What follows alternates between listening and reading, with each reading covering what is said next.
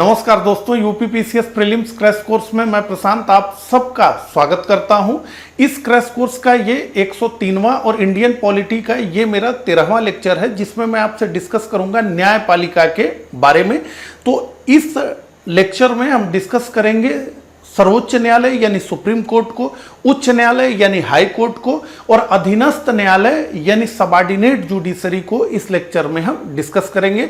तो ये जो लेक्चर है ये काफी बड़ा होने वाला है, क्योंकि इसमें हमें तीन अथॉरिटीज को डिस्कस करना है, सुप्रीम कोर्ट, हाई कोर्ट और सबऑर्डिनेट जुडिशरी को। आप पिछले वर्षों में देखेंगे तो बहुत सारे प्रश्न सुप्रीम कोर्ट से, हाई कोर्ट से और सबऑर्डिनेट जुडिशरी से पूछा गया है।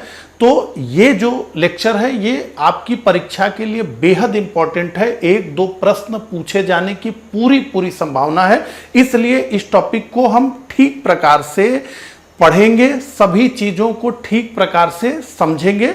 तो मुझे उम्मीद है कि मेरे साथ आप ठीक प्रकार से एक एक चीजों को समझते हुए, ध्यान देते हुए पढ़ते चलेंगे। तो चलिए इसी के साथ इस लेक्चर को प्रारंभ करते हैं। और इस लेक्चर को प्रारंभ करूं उससे पहले मैं आप सभी को बताना चाहूंगा कि हमने आरओ प्रीलिम्स के लिए एक वीडियो टेस्ट सीरीज प्रोग्राम को लॉन्च किया है। इस वीडियो टेस्ट सीरीज प्रोग्राम में डेली आपको एक टारगेट दिया जाता है। तो कई सारे टॉपिक्स बताए जाते हैं कि भाई आपको इन टॉपिक्स को आज पढ़ लेना है। इसके बाद शाम को उन टॉपिक से जुड़े हुए प्रश्न आपको दिए जाते हैं कि आप इन प्रश्नों को सॉल्व करिए। साथ ही साथ वीडियो के माध्यम से उन प्रश्नों का सॉल्व आपको दिया जाता है और पीडीएफ के माध्यम से भी उन प्रश्नों का सॉल्व आपको दिया जाता है। यानी उसमें क्वेश्चन होता है, उसका आंसर होता है और उसका एक्सप्लेनेशन होता है। इस तरीके से इस प्रोग्राम में कुल 7000 प्रश्नों की आपको प्रैक्टिस कराई जाती है। और निश्चित रूप से आरओ के प्रीलिम्स की परीक्षा देने जा रहे किसी भी स्टूडेंट के लिए ये जो वीडियो टेस्ट सीरीज प्रोग्राम है ये बहुत लाभदायक होने वाली है। इसलिए अगर आपका इंटरेस्ट है तो आप वीडियो टेस्ट लिख करके 9506742546 या 6307495944 पर हमें व्हाट्सएप कर दीजिए। इस टेस्ट सीरीज से जुड़ी हुई सारी जानकारी आपके साथ शेयर कर दी जाएगी। ठीक है, तो ये तो बात हुई टेस्ट सीरीज की। अब सीधे हम लेक्चर पर आते हैं। तो सबसे पहले हम डिस्कस करेंगे सर्वोच्च न्यायालय को। ठीक है, तो सर्वोच्च न्यायालय को इस लेक्चर में हम डिस्कस करेंगे। तो चलिए प्रारंभ करते हैं। तो देखिए, भारत एक संघ है, हम ये जानते हैं। तो किसी संघीय देश में केंद्र और राज्यों के बीच 4 तरह की शक्तियों का विभाजन हमें देखने को मिलता है। एक तो विधायी शक्ति का विभाजन हमें देखने को मिलता है, दूसरा प्रशासनिक शक्ति का हमें विभाजन देखने को मिलता है और तीसरा वित्तीय शक्ति का विभाजन देखने को मिलता है और चौथा न्यायिक शक्ति के विभाजन हमें देखने को मिलता है। तो अमेरिका को हम देखेंगे तो अमेरिका में संघ और राज्यों के बीच 4 शक्तियों का ये हमें विभाजन दिखेगा, क्योंकि हम जानते हैं कि संघीय देश का, फेडरेशन का बहुत क्लासिक एग्जाम्पल अमेरिका है। तो अमेरिका सच्चे अर्थों में क्या है? फेडरेशन है, संघ है। लेकिन भारत सच्चे अर्थों में संघ नहीं है। भारत को अर्ध संघीय कहा जाता है, भारत को के संविधान को केंद्राभिमुख संविधान कहा जाता है। तो कोई भी संघीय देश होगा वहां केंद्र और राज्य के बीच 4 शक्तियों का विभाजन होगा। पहला तो विधायी शक्ति, दूसरा प्रशासनिक शक्ति, तीसरा वित्तीय शक्ति और चौथा न्यायिक शक्ति। लेकिन भारत में, जैसा कि हम जानते हैं कि भारत फेडरेशन का क्लासिक एग्जाम्पल नहीं है और संविधान में तो फेडरेशन शब्द का प्रयोग भी नहीं किया गया है, यूनियन शब्द का प्रयोग किया गया है। तो भारत में केवल 3 शक्तियों का केंद्र और राज्यों के बीच विभाजन होता है। तो प्रशासनिक शक्ति का विभाजन, विधायी शक्ति का विभाजन और वित्तीय शक्ति का विभाजन। भारत में न्यायपालिका इंटीग्रेटेड है, यानी ऊपर से नीचे तक न्यायपालिका एकीकृत है। तो इसका बंटवारा नहीं होता है केंद्र और राज्यों के बीच में। तो भारत में क्या है कि न्यायपालिका ऊपर से नीचे तक एकीकृत है। तो सबसे ऊपर हमें क्या देखने को मिलेगा? तो सर्वोच्च न्यायालय, सुप्रीम कोर्ट। उसके बाद 25 वर्तमान में हाई कोर्ट्स हैं। जो राज्यों में स्थित है, और उसके बाद जिले में हमें अधीनस्थ या जिन्हें हम निचली अदालतें कहते हैं, सबऑर्डिनेट या लोअर कोर्ट जिन्हें हम कहते हैं, वो दिखता है। तो सबसे ऊपर सुप्रीम कोर्ट, उसके बाद 25 हाई कोर्ट, और उसके बाद सभी जिलों में डिस्ट्रिक्ट कोर्ट्स जिसे हम कहते हैं, या सबऑर्डिनेट जुडिशरी हम कहते हैं। ठीक है, इस पूरे ढांचे को हम आगे जाकर के जब सबऑर्डिनेट जुडिशरी को डिस्कस करेंगे तो ये डिस्कस करेंगे। ठीक है, ये पूरा आपका चार्ट है। तो भारत में क्या है, न्यायपालिका एकीकृत है, ऊपर से लेकर के नीचे तक न्यायपालिका का एक ही ढांचा है। ठीक है, इतनी बात हमने समझ ली। तो अब सीधे जो है संविधान के प्रावधानों पर हम आते हैं। तो देखिए, संविधान के भाग 5 में अनुच्छेद 124 से 147 तक सर्वोच्च न्यायालय से संबंधित प्रावधानों का उल्लेख किया गया है। तो संविधान के भाग 5 में सर्वोच्च न्यायालय से जुड़े हुए प्रावधानों को रखा गया है, और अनुच्छेद 124 से लेकर के 147 तक ये प्रावधान किए गए हैं। जैसा कि हम जानते हैं कि जो भारत सरकार अधिनियम 1935 आया था, उस भारत सरकार अधिनियम 1935 के माध्यम से 1937 में एक फेडरल कोर्ट की स्थापना भारत में हुई थी।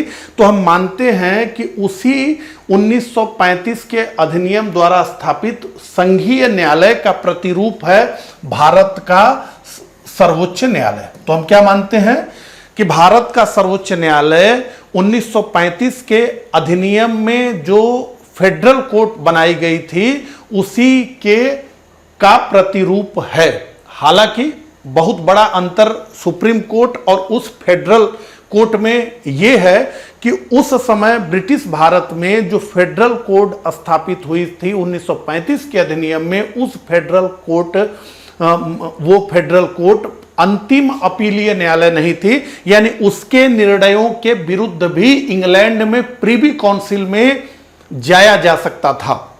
लेकिन हमारा जो सुप्रीम कोर्ट है वो भारत में अंतिम अपीलीय न्यायालय है, इसके बाद आप कहीं पर भी अपील नहीं कर सकते। तो सुप्रीम कोर्ट ने जो डिसीजन दे दिया अब वो फाइनल डिसीजन है, अब उसके ऊपर कहीं जाने का रास्ता आपके पास नहीं है। लेकिन उस समय फेडरल कोर्ट के निर्णयों के विरुद्ध हम कहां जा सकते थे, तो प्रिवी काउंसिल में जा सकते थे। ठीक है, तो पढ़ देता हूं। सर्वोच्च न्यायालय भारत शासन अधिनियम 1935 द्वारा स्थापित संघीय न्यायालय फेडरल कोर्ट का ही प्रतिरूप है। और इसकी स्थापना कब हुई, तो ये 26 जनवरी 1950 को सुप्रीम कोर्ट की स्थापना हुई। 26 जनवरी 1950 को सुप्रीम कोर्ट की स्थापना हुई और 28 जनवरी 1950 को इसका उद्घाटन किया गया।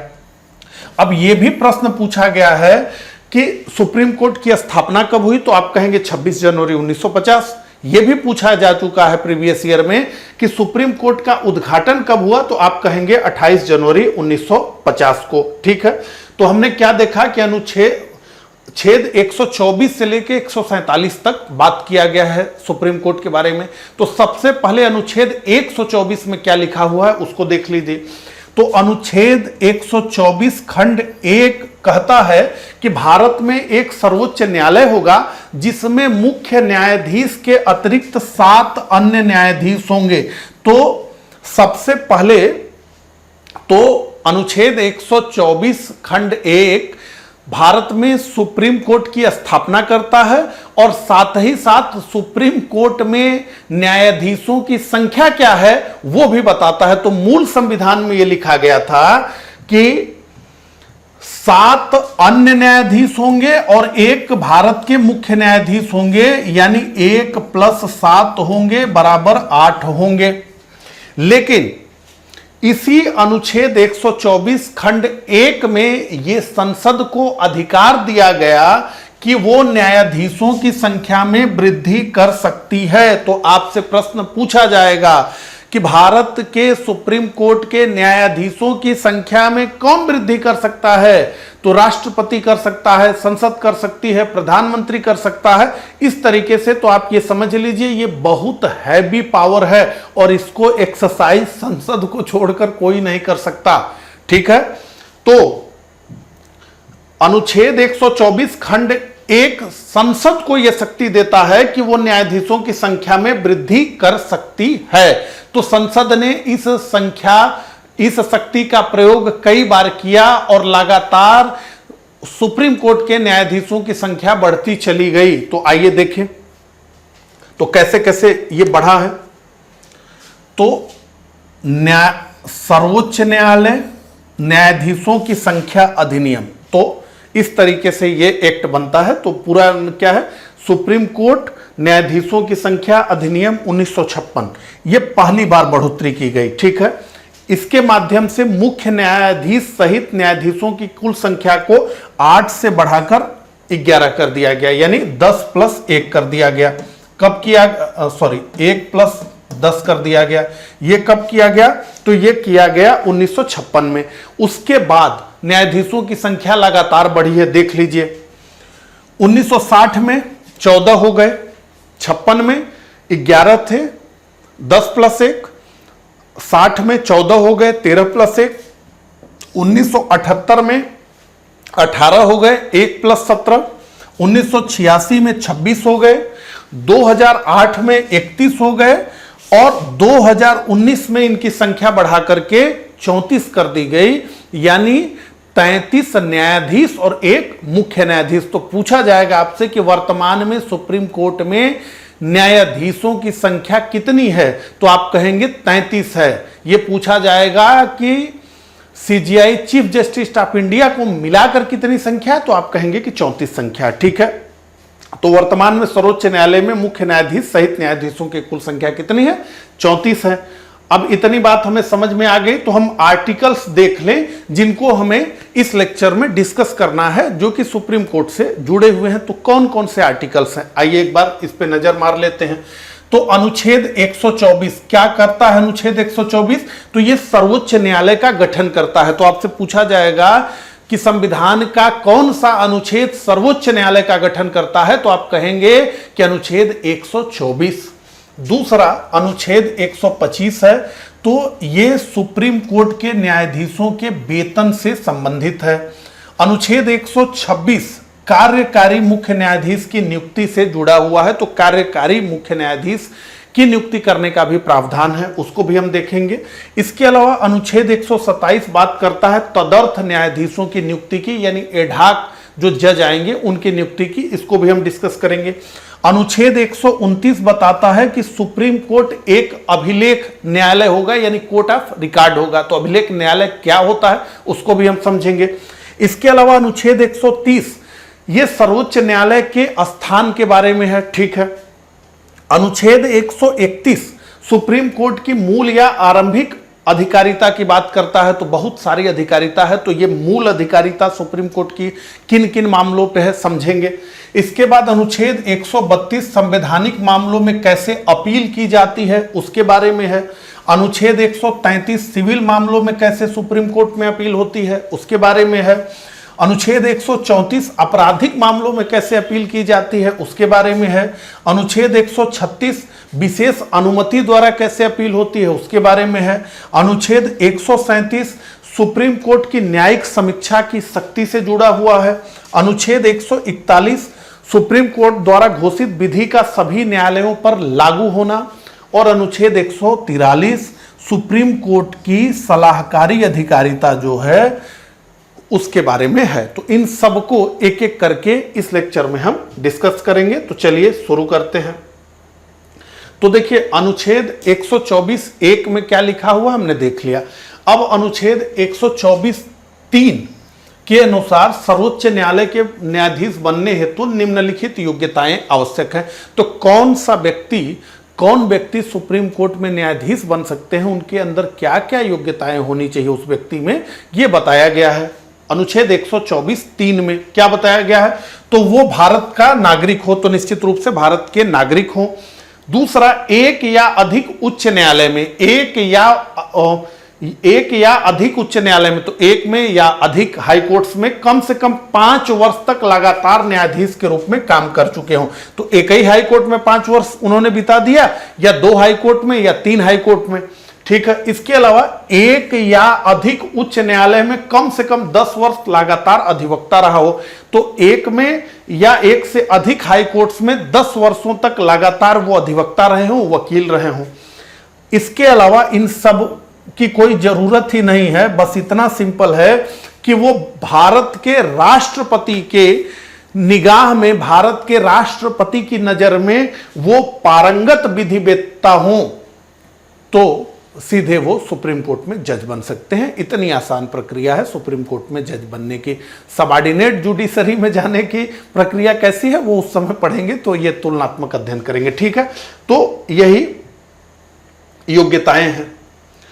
अब अनुच्छेद 124(2) के अनुसार भारत के राष्ट्रपति अब कैसे जो है न्यायाधीशों की नियुक्ति होगी, इसकी प्रक्रिया क्या होगी, उसके बारे में बात कौन कर रहा है? तो अनुच्छेद 124(2), और इस अनुच्छेद 124(2) में यह स्पष्ट रूप से लिखा हुआ है कि भारत के राष्ट्रपति सर्वोच्च न्यायालय और उच्च न्यायालयों के न्यायाधीशों से परामर्श करके सर्वोच्च न्यायालय के प्रत्येक न्यायाधीश की नियुक्ति करते हैं या करेंगे। यह लिखा हुआ है कहां? संविधान के अनुच्छेद 124(2) में। इसके बाद क्या लिखा गया है कि मुख्य न्यायाधीश के अतिरिक्त, तो अब ऐसे तो हो गया ना कि सर्वोच्च न्यायालय और उच्च न्यायालयों के न्यायाधीशों से परामर्श करके सर्वोच्च न्यायालय के प्रत्येक न्यायाधीश की नियुक्ति करेंगे, तो इसी तरह से मुख्य न्यायाधीश की भी नियुक्ति कर देंगे। लेकिन जब मुख्य न्यायाधीश की नियुक्ति हो जाएगी, एक बार सुप्रीम कोर्ट का CGI chief justice of India को चुन लिया जाएगा, तो फिर जब अन्य न्यायाधीशों की नियुक्ति होगी तो अन्य न्यायाधीशों की नियुक्ति में मुख्य न्यायाधीश का परामर्श आवश्यक होगा। तो अन्य न्यायाधीशों की जब नियुक्ति भारत के राष्ट्रपति करेंगे तो मुख्य न्यायाधीश से परामर्श करेंगे। यही संविधान में लिखा हुआ है, और ये लेकिन अब केवल सिद्धांत है, व्यवहार नहीं है। जो चीज संविधान में लिखी गई है वो अब केवल सिद्धांत है, ये केवल कहने के लिए है, पढ़ने के लिए है, व्यवहार में ये नहीं है। व्यवहार में क्या है? तो व्यवहार में कोलेजियम सिस्टम आ गया है। सुप्रीम कोर्ट के चीफ जस्टिस और 4 सीनियर मोस्ट जजेस से मिलकर के कोलेजियम बनते हैं, ठीक है। तो यह व्यवस्था कहां की गई है? तो यह व्यवस्था संविधान के अनुच्छेद 124(2) में की गई है कि भारत के राष्ट्रपति, तो आपसे प्रश्न भी पूछा जाएगा कि सुप्रीम कोर्ट के न्यायाधीशों की नियुक्ति कौन करता है, तो आप क्या कहेंगे? भारत के राष्ट्रपति करते हैं, यही उत्तर होगा। लेकिन वास्तव में यह है कि अब भारत के राष्ट्रपति वर्तमान में केवल हस्ताक्षर आकृति बन गए हैं कि जो कोलेजियम ने नाम भेजा उसको वो मान लेते हैं। तो सबसे पहले अब यह पूरा कैसे मामला चला उसको हम समझ लें कि कोलेजियम की व्यवस्था कैसे आई। संविधान में तो यह स्पष्ट रूप से लिखा है कि भारत के राष्ट्रपति सर्वोच्च न्यायालय और उच्च न्यायालय के न्यायाधीशों से परामर्श करके सर्वोच्च न्यायालय के प्रत्येक न्यायाधीश की नियुक्ति करेंगे, और जब मुख्य न्यायाधीश की नियुक्ति हो जाएगी तो मुख्य न्यायाधीश से भी परामर्श करेंगे किन लोगों की नियुक्ति के लिए? अन्य न्यायाधीशों की नियुक्ति करने के लिए। यही संविधान का प्रावधान है। तो प्रश्न यह उठा कि परामर्श का मतलब क्या, एडवाइस का मतलब क्या? जैसे लिखा है ना, भारत के राष्ट्रपति सर्वोच्च न्यायालय और उच्च न्यायालयों के न्यायाधीशों से परामर्श करके, तो परामर्श का क्या मतलब, सलाह का क्या मतलब? तो एक तो हम किसी से सलाह मांगते हैं, अब उस सलाह को मानना न मानना हमारे ऊपर है। हमने अपने किसी मित्र से किसी विषय पर सलाह मानी, अब हम उसको मान भी सकते हैं, छोड़ भी सकते हैं। लेकिन यहां पर यह प्रश्न उठा कि परामर्श का मतलब क्या है, एडवाइस का क्या मतलब है? तो क्या यह परामर्श भारत के राष्ट्रपति पर बाध्यकारी है? यानी सुप्रीम कोर्ट के जजेस ने जो नाम सुझाया कि भाई इनको बना दिया जाए, यह परामर्श राष्ट्रपति ने मांगा, तो जो परामर्श सर्वोच्च न्यायालय के द्वारा दिया गया न्यायाधीशों के द्वारा, क्या वो राष्ट्रपति पर बाध्यकारी है? तो यह प्रश्न धीरे धीरे उत्पन्न हुआ। तो पहला जो मामला था एसपी गुप्ता बनाम भारत संघ का मामला, जो 1981 में आया, जिसे हम जानते हैं प्रथम न्यायाधीश मामले के नाम से। 1981 का प्रथम न्यायाधीश मामला एसपी गुप्ता बनाम भारत संघ के मामले में यह कहा गया कि नहीं, परामर्श का मतलब परामर्श बाध्यकारी नहीं है। लेकिन उसके बाद supreme court advocate on record 1993 का मामला आया, जिसे हम जानते हैं द्वितीय न्यायाधीश मामला।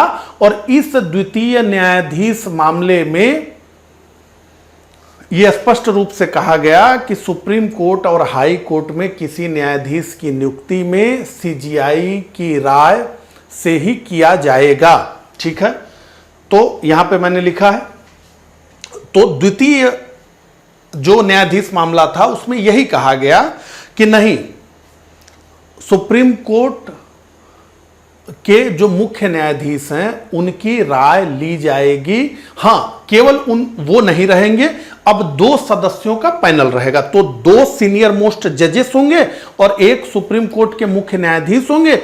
ये 3 लोगों से परामर्श करके राष्ट्रपति किसी भी व्यक्ति की नियुक्ति सुप्रीम कोर्ट और हाई कोर्ट्स में करेंगे और ये जो परामर्श देंगे, यानी जो ये नाम भेजेंगे वास्तव में उसको वो स्वीकार कर लेंगे।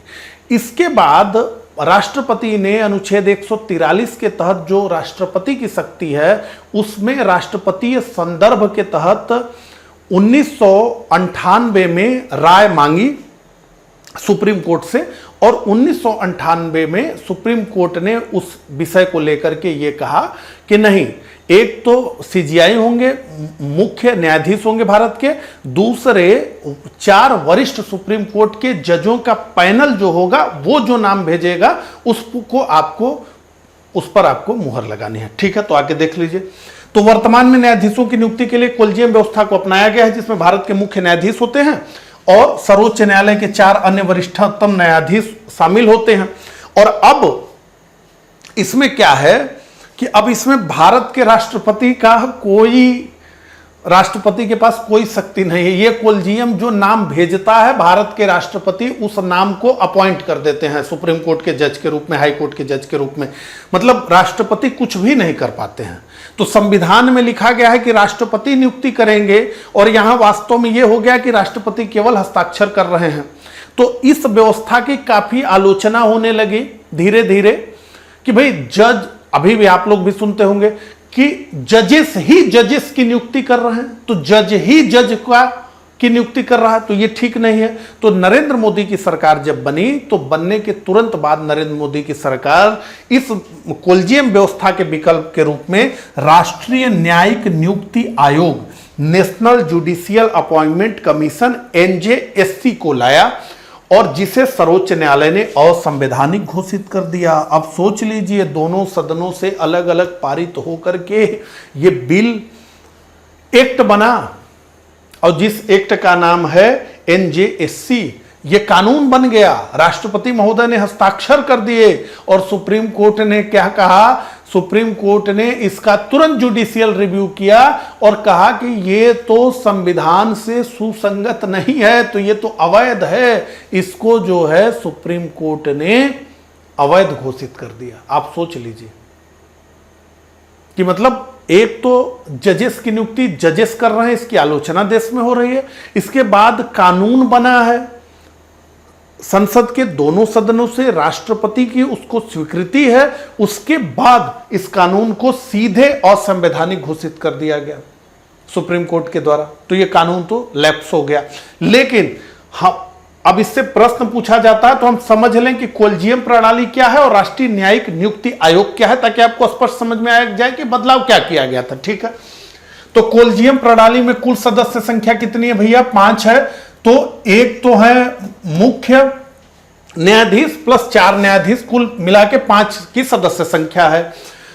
NJSC की सदस्य संख्या कितनी प्रस्तावित की गई थी? 6 की गई थी। हालांकि अब ये तो खत्म हो गया है, लेकिन समझ लें कि इसमें प्रावधान क्या था। तो कोलिजियम प्रणाली में भारत के मुख्य न्यायाधीश तथा सर्वोच्च न्यायालय के 4 अन्य वरिष्ठतम न्यायाधीश होते हैं। अब इसमें क्या प्रावधान किया गया था कि इसमें कौन कौन लोग होंगे? हमने देखा ना 6 लोग होंगे, तो कौन कौन होंगे? तो भारत के मुख्य न्यायाधीश होंगे, तो भारत के मुख्य न्यायाधीश यहां भी हैं। इसके अलावा सर्वोच्च न्यायालय के 2 वरिष्ठतम न्यायाधीश होंगे, तो सर्वोच्च न्यायालय के 2 वरिष्ठतम न्यायाधीश होंगे। तो यहां कोलिजियम में 4 हैं, यहां 2 कर दिया गया। ठीक है, 2 अब भी हैं। इसके अलावा भारत का कानून मंत्री, इसके अलावा क्या है? भारत का कानून मंत्री। इसके अलावा 2 प्रख्यात व्यक्ति, जिनमें से 2 प्रख्यात व्यक्ति मनोनीत होंगे, जिनमें से एक व्यक्ति अनिवार्य रूप से या तो SC होगा या ST होगा या OBC होगा या अल्पसंख्यक होगा या महिला वर्ग से होनी चाहिए। तो 2 लोग नॉमिनेटेड होंगे, जिसमें से ये अनिवार्य है कि एक SC होगा, ST होगा, OBC होगा, अल्पसंख्यक या महिला वर्ग से होगा। अब जो लोग 2 लोग अपॉइंट हो रहे हैं, ठीक है, जिन्हें मनोनीत किया जा रहा है उनका मनोनयन कौन करेगा, उस टीम में कौन है, यानी वो 2 व्यक्ति जो आ रहे हैं इस राष्ट्रीय न्यायिक नियुक्ति आयोग में, उनका मनोनयन करेगा कौन, उसमें की कमेटी में कौन है। देखिए, तो 2 प्रख्यात व्यक्तियों का चयन एक 3 सदस्यीय समिति करेगी। कितने सदस्य? 3 सदस्यीय समिति करेगी, जिसमें भारत के प्रधानमंत्री होंगे, मुख्य न्यायाधीश और लोकसभा में विपक्ष के नेता शामिल होंगे। तो एक तो प्रधानमंत्री हो गया, तो प्रधानमंत्री सत्ताधारी दल का नेता ही होता है प्रधानमंत्री, तो सत्ताधारी दल का नेता हो गया प्रधानमंत्री। इसके अलावा मुख्य न्यायाधीश, यहां भी मुख्य न्यायाधीश हैं, तो ये, और दूसरा लोकसभा में विपक्ष का नेता, तो जो विपक्षी पार्टी है उसका नेता भी शामिल होगा। ये 3 की कमेटी इन 2 प्रख्यात व्यक्तियों का चयन करेगी। ठीक है, ये प्रावधान था। अब आगे देखिए क्या है। 5 सदस्यीय कोलिजियम के किसी 2 सदस्य ने किसी व्यक्ति के नाम पर अपनी असहमति प्रकट की तो उसकी नियुक्ति की सलाह राष्ट्रपति को नहीं भेजी जाती है। क्या कहा जा रहा है? कोलिजियम में क्या प्रावधान है कि अब नाम आने लगे, नाम पढ़ा जाने लगा और डिस्कस होने लगा कि अरे इनको भेजा जाए, इनका नाम भेजा जाएगा राष्ट्रपति को, इनका नाम भेजा जाएगा, कई नाम आए हुए हैं।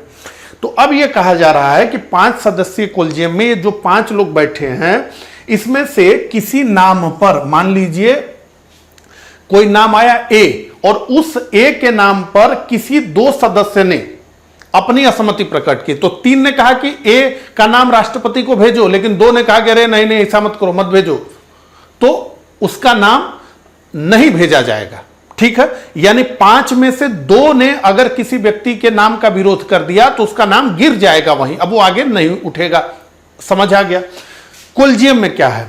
6 सदस्यीय आयोग के किसी 2 सदस्य ने, 6 सदस्य, यहां 5 में 2 है, यहां 6 में 2 है, 6 सदस्यीय आयोग किसी 2 सदस्य ने किसी व्यक्ति के नाम पर अपनी असहमति प्रकट की तो उसकी नियुक्ति की सलाह राष्ट्रपति को नहीं भेजी जाती। अब यहां समझ लीजिए क्या लिखा हुआ है। 6 सदस्यीय आयोग के किसी 2 सदस्य ने, 6 में से केवल 2 चाहिए, और राष्ट्रीय न्यायिक नियुक्ति आयोग में सुप्रीम कोर्ट की अधिकारिता कितनी है भैया? तो देख लीजिए, भारत के मुख्य न्यायाधीश हैं, एक व्यक्ति ये हो गए, और सर्वोच्च न्यायालय के 2 वरिष्ठतम न्यायाधीश भी हैं, तो 3 लोग तो ये खुद ही हो गए। और किसी नाम को भारत के राष्ट्रपति के पास नहीं भेजने के लिए कितने लोगों की जरूरत है? 2, लिखा है ना, 6 में से 2। तो अगर सुप्रीम कोर्ट के मुख्य न्यायाधीश और अन्य 2 न्यायाधीश ये तय कर लें कि हम जो नाम चाहेंगे वही भेजा जाएगा, तो ये भी हो सकता था। लेकिन इसके बाद भी, जबकि अभी भी गेंद जजेस के ही पाले में है, अगर आप देख लें राष्ट्रीय नियुक्ति आयोग में, लेकिन इसके बाद भी जो है उस संवैधानिक अधिनियम को असंवैधानिक घोषित कर दिया गया। अरुण जेटली बहुत लेख उस समय लिखे थे, ऐसा लग रहा था कुछ समय के लिए कि न्यायपालिका और कार्यपालिका का विवाद है। बहुत तर्क अरुण जेटली जी ने इस राष्ट्रीय न्यायिक नियुक्ति आयोग के संदर्भ में दिया, लेकिन सुप्रीम कोर्ट ने असंवैधानिक घोषित कर दिया। तो मुझे लगता है ये पूरी बात आपको समझ में आ गई। तो अब हम डिस्कस करते हैं भारत के मुख्य न्यायाधीश की नियुक्ति के बारे में। तो भारत के मुख्य न्यायाधीश की नियुक्ति से संबंधित प्रावधान संविधान में अलग से नहीं किया गया है। तो अनुच्छेद 124 खंड 2 में जो प्रावधान किया गया है वही प्रावधान सर्वोच्च न्यायालय के मुख्य न्यायाधीश की नियुक्ति पर भी लागू होता है। देखिए, एक विषय यहां पर आप समझ लीजिए कि जब संविधान लागू हुआ तभी से यह प्रश्न प्रारंभ हो गया कि सुप्रीम कोर्ट के चीफ जस्टिस की नियुक्ति में क्या आधार होना चाहिए? वरिष्ठता यानी सीनियरिटी का आधार होना चाहिए या योग्यता यानी एबिलिटी का आधार होना चाहिए? तो यह प्रश्न खड़ा हो गया कि सुप्रीम कोर्ट के चीफ जस्टिस की नियुक्ति में योग्यता को महत्व देना चाहिए या फिर वरिष्ठता को महत्व देना चाहिए।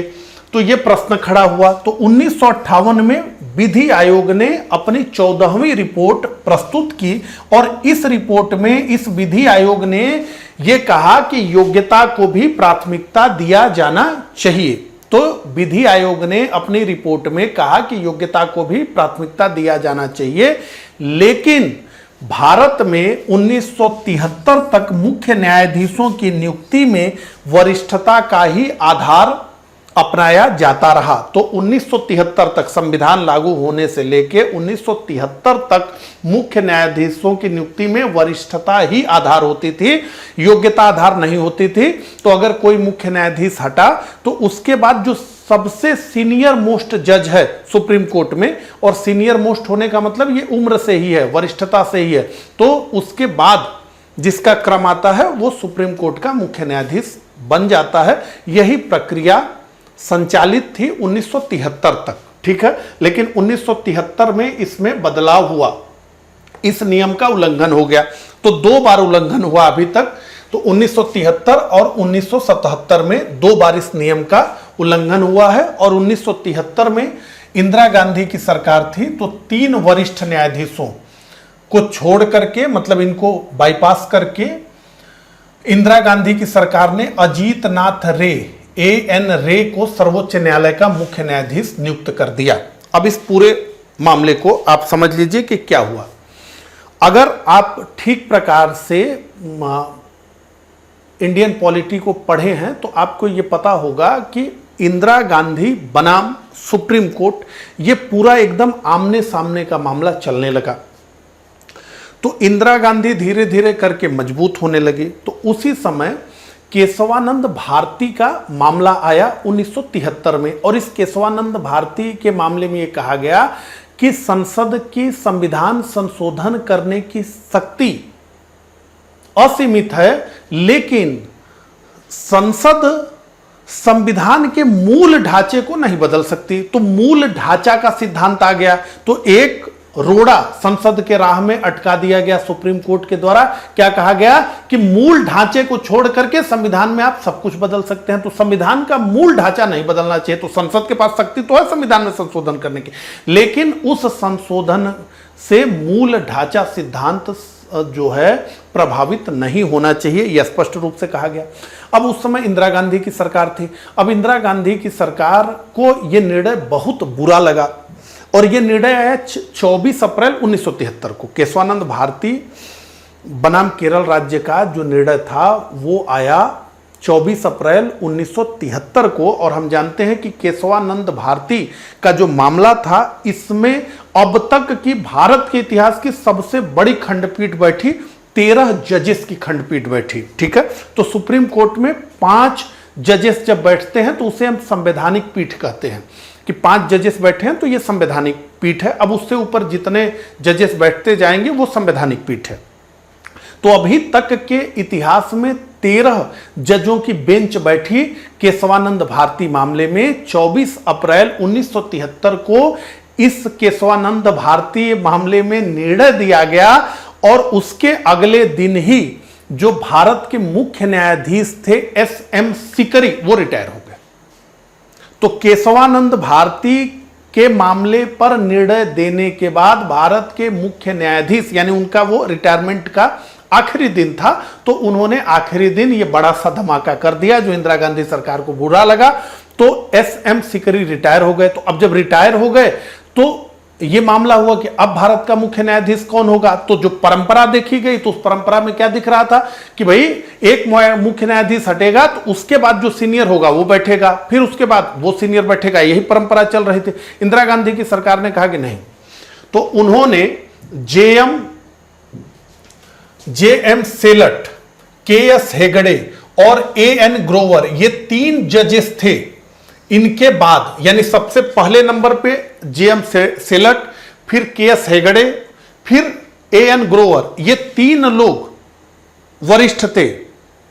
लेकिन इन तीनों को बाईपास करके इंदिरा गांधी सरकार ने अजीत नाथ रे को सर्वोच्च न्यायालय का मुख्य न्यायाधीश नियुक्त कर दिया। अब आपको लगेगा कि इंदिरा गांधी सरकार का इसमें क्या मामला है।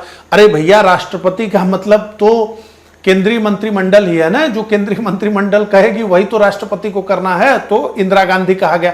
अब ये जो केशवानंद भारती बनाम केरल राज्य का मामला था, इसमें जो निर्णय आया था, हमने कहा 13 जजेस थे, तो 7-6 का निर्णय आया था। कितना? 7 लोगों ने कहा कि मूल ढांचा सिद्धांत होगा, और 6 लोगों ने कहा कि मूल ढांचा सिद्धांत नहीं होगा।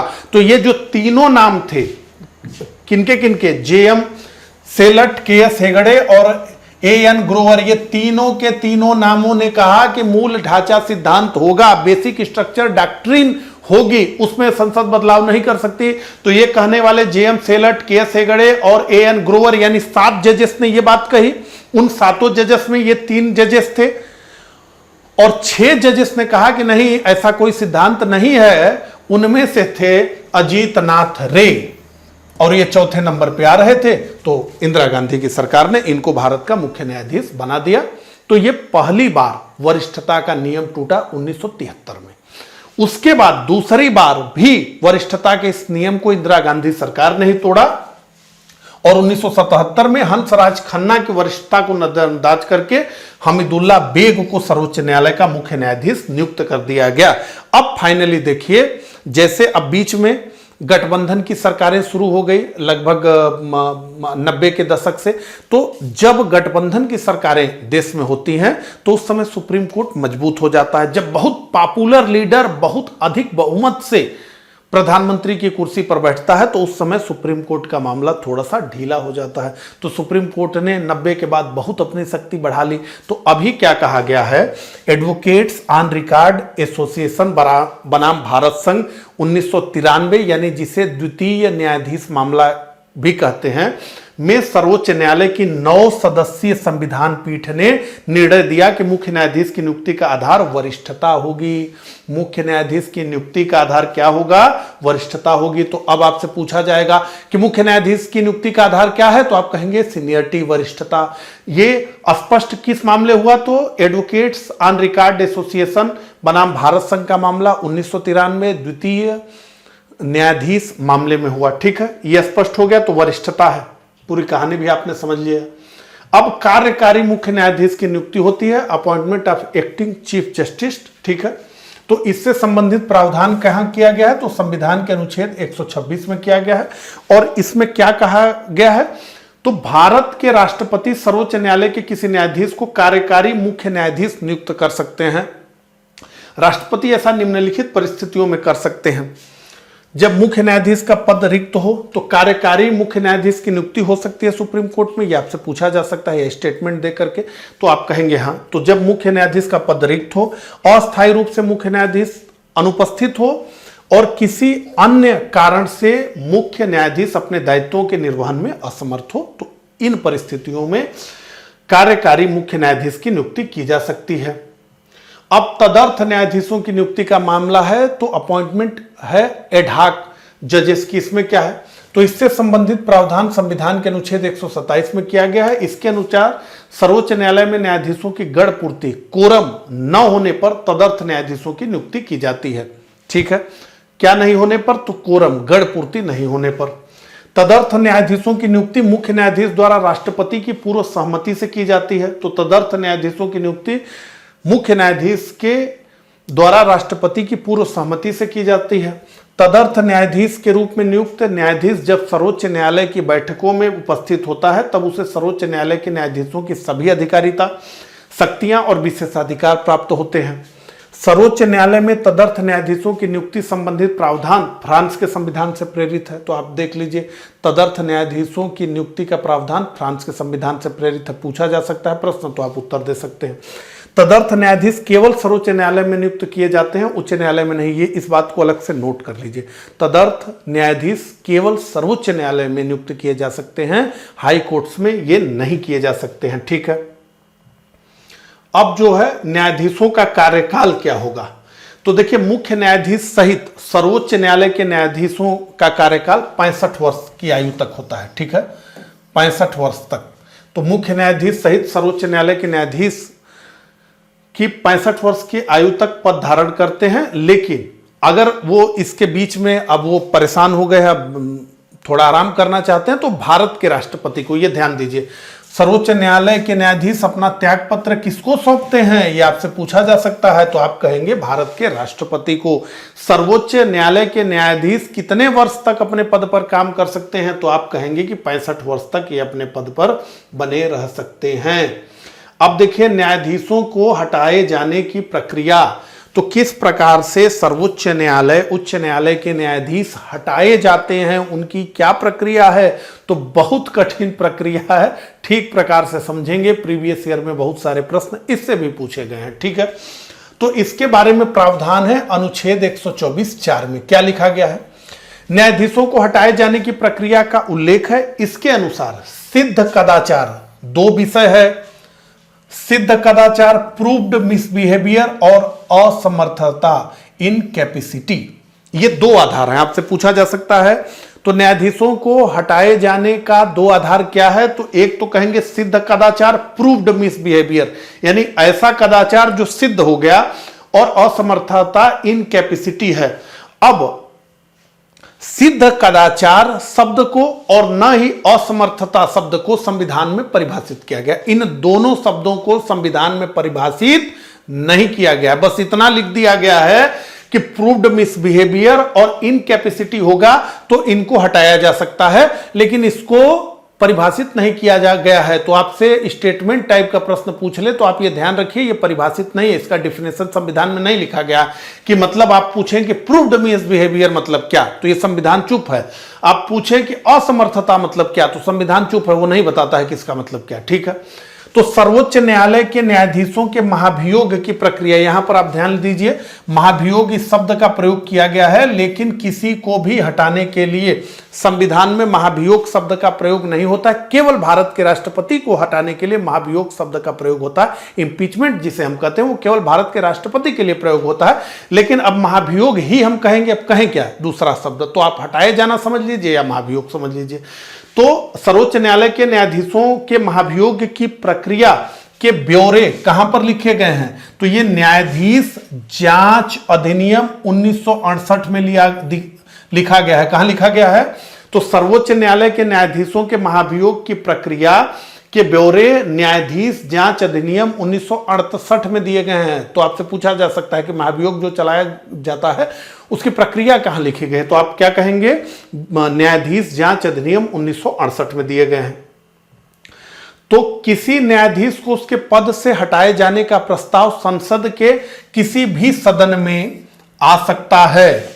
ठीक है, तो किसी भी न्यायाधीश को हटाना है तो उसके लिए प्रस्ताव संसद में आएगा। आप समझ लीजिए, न्यायाधीश को हटाना इतना मुश्किल है, भारत के राष्ट्रपति से भी मुश्किल लग रहा है न्यायाधीश को हटाना, इतना मुश्किल है।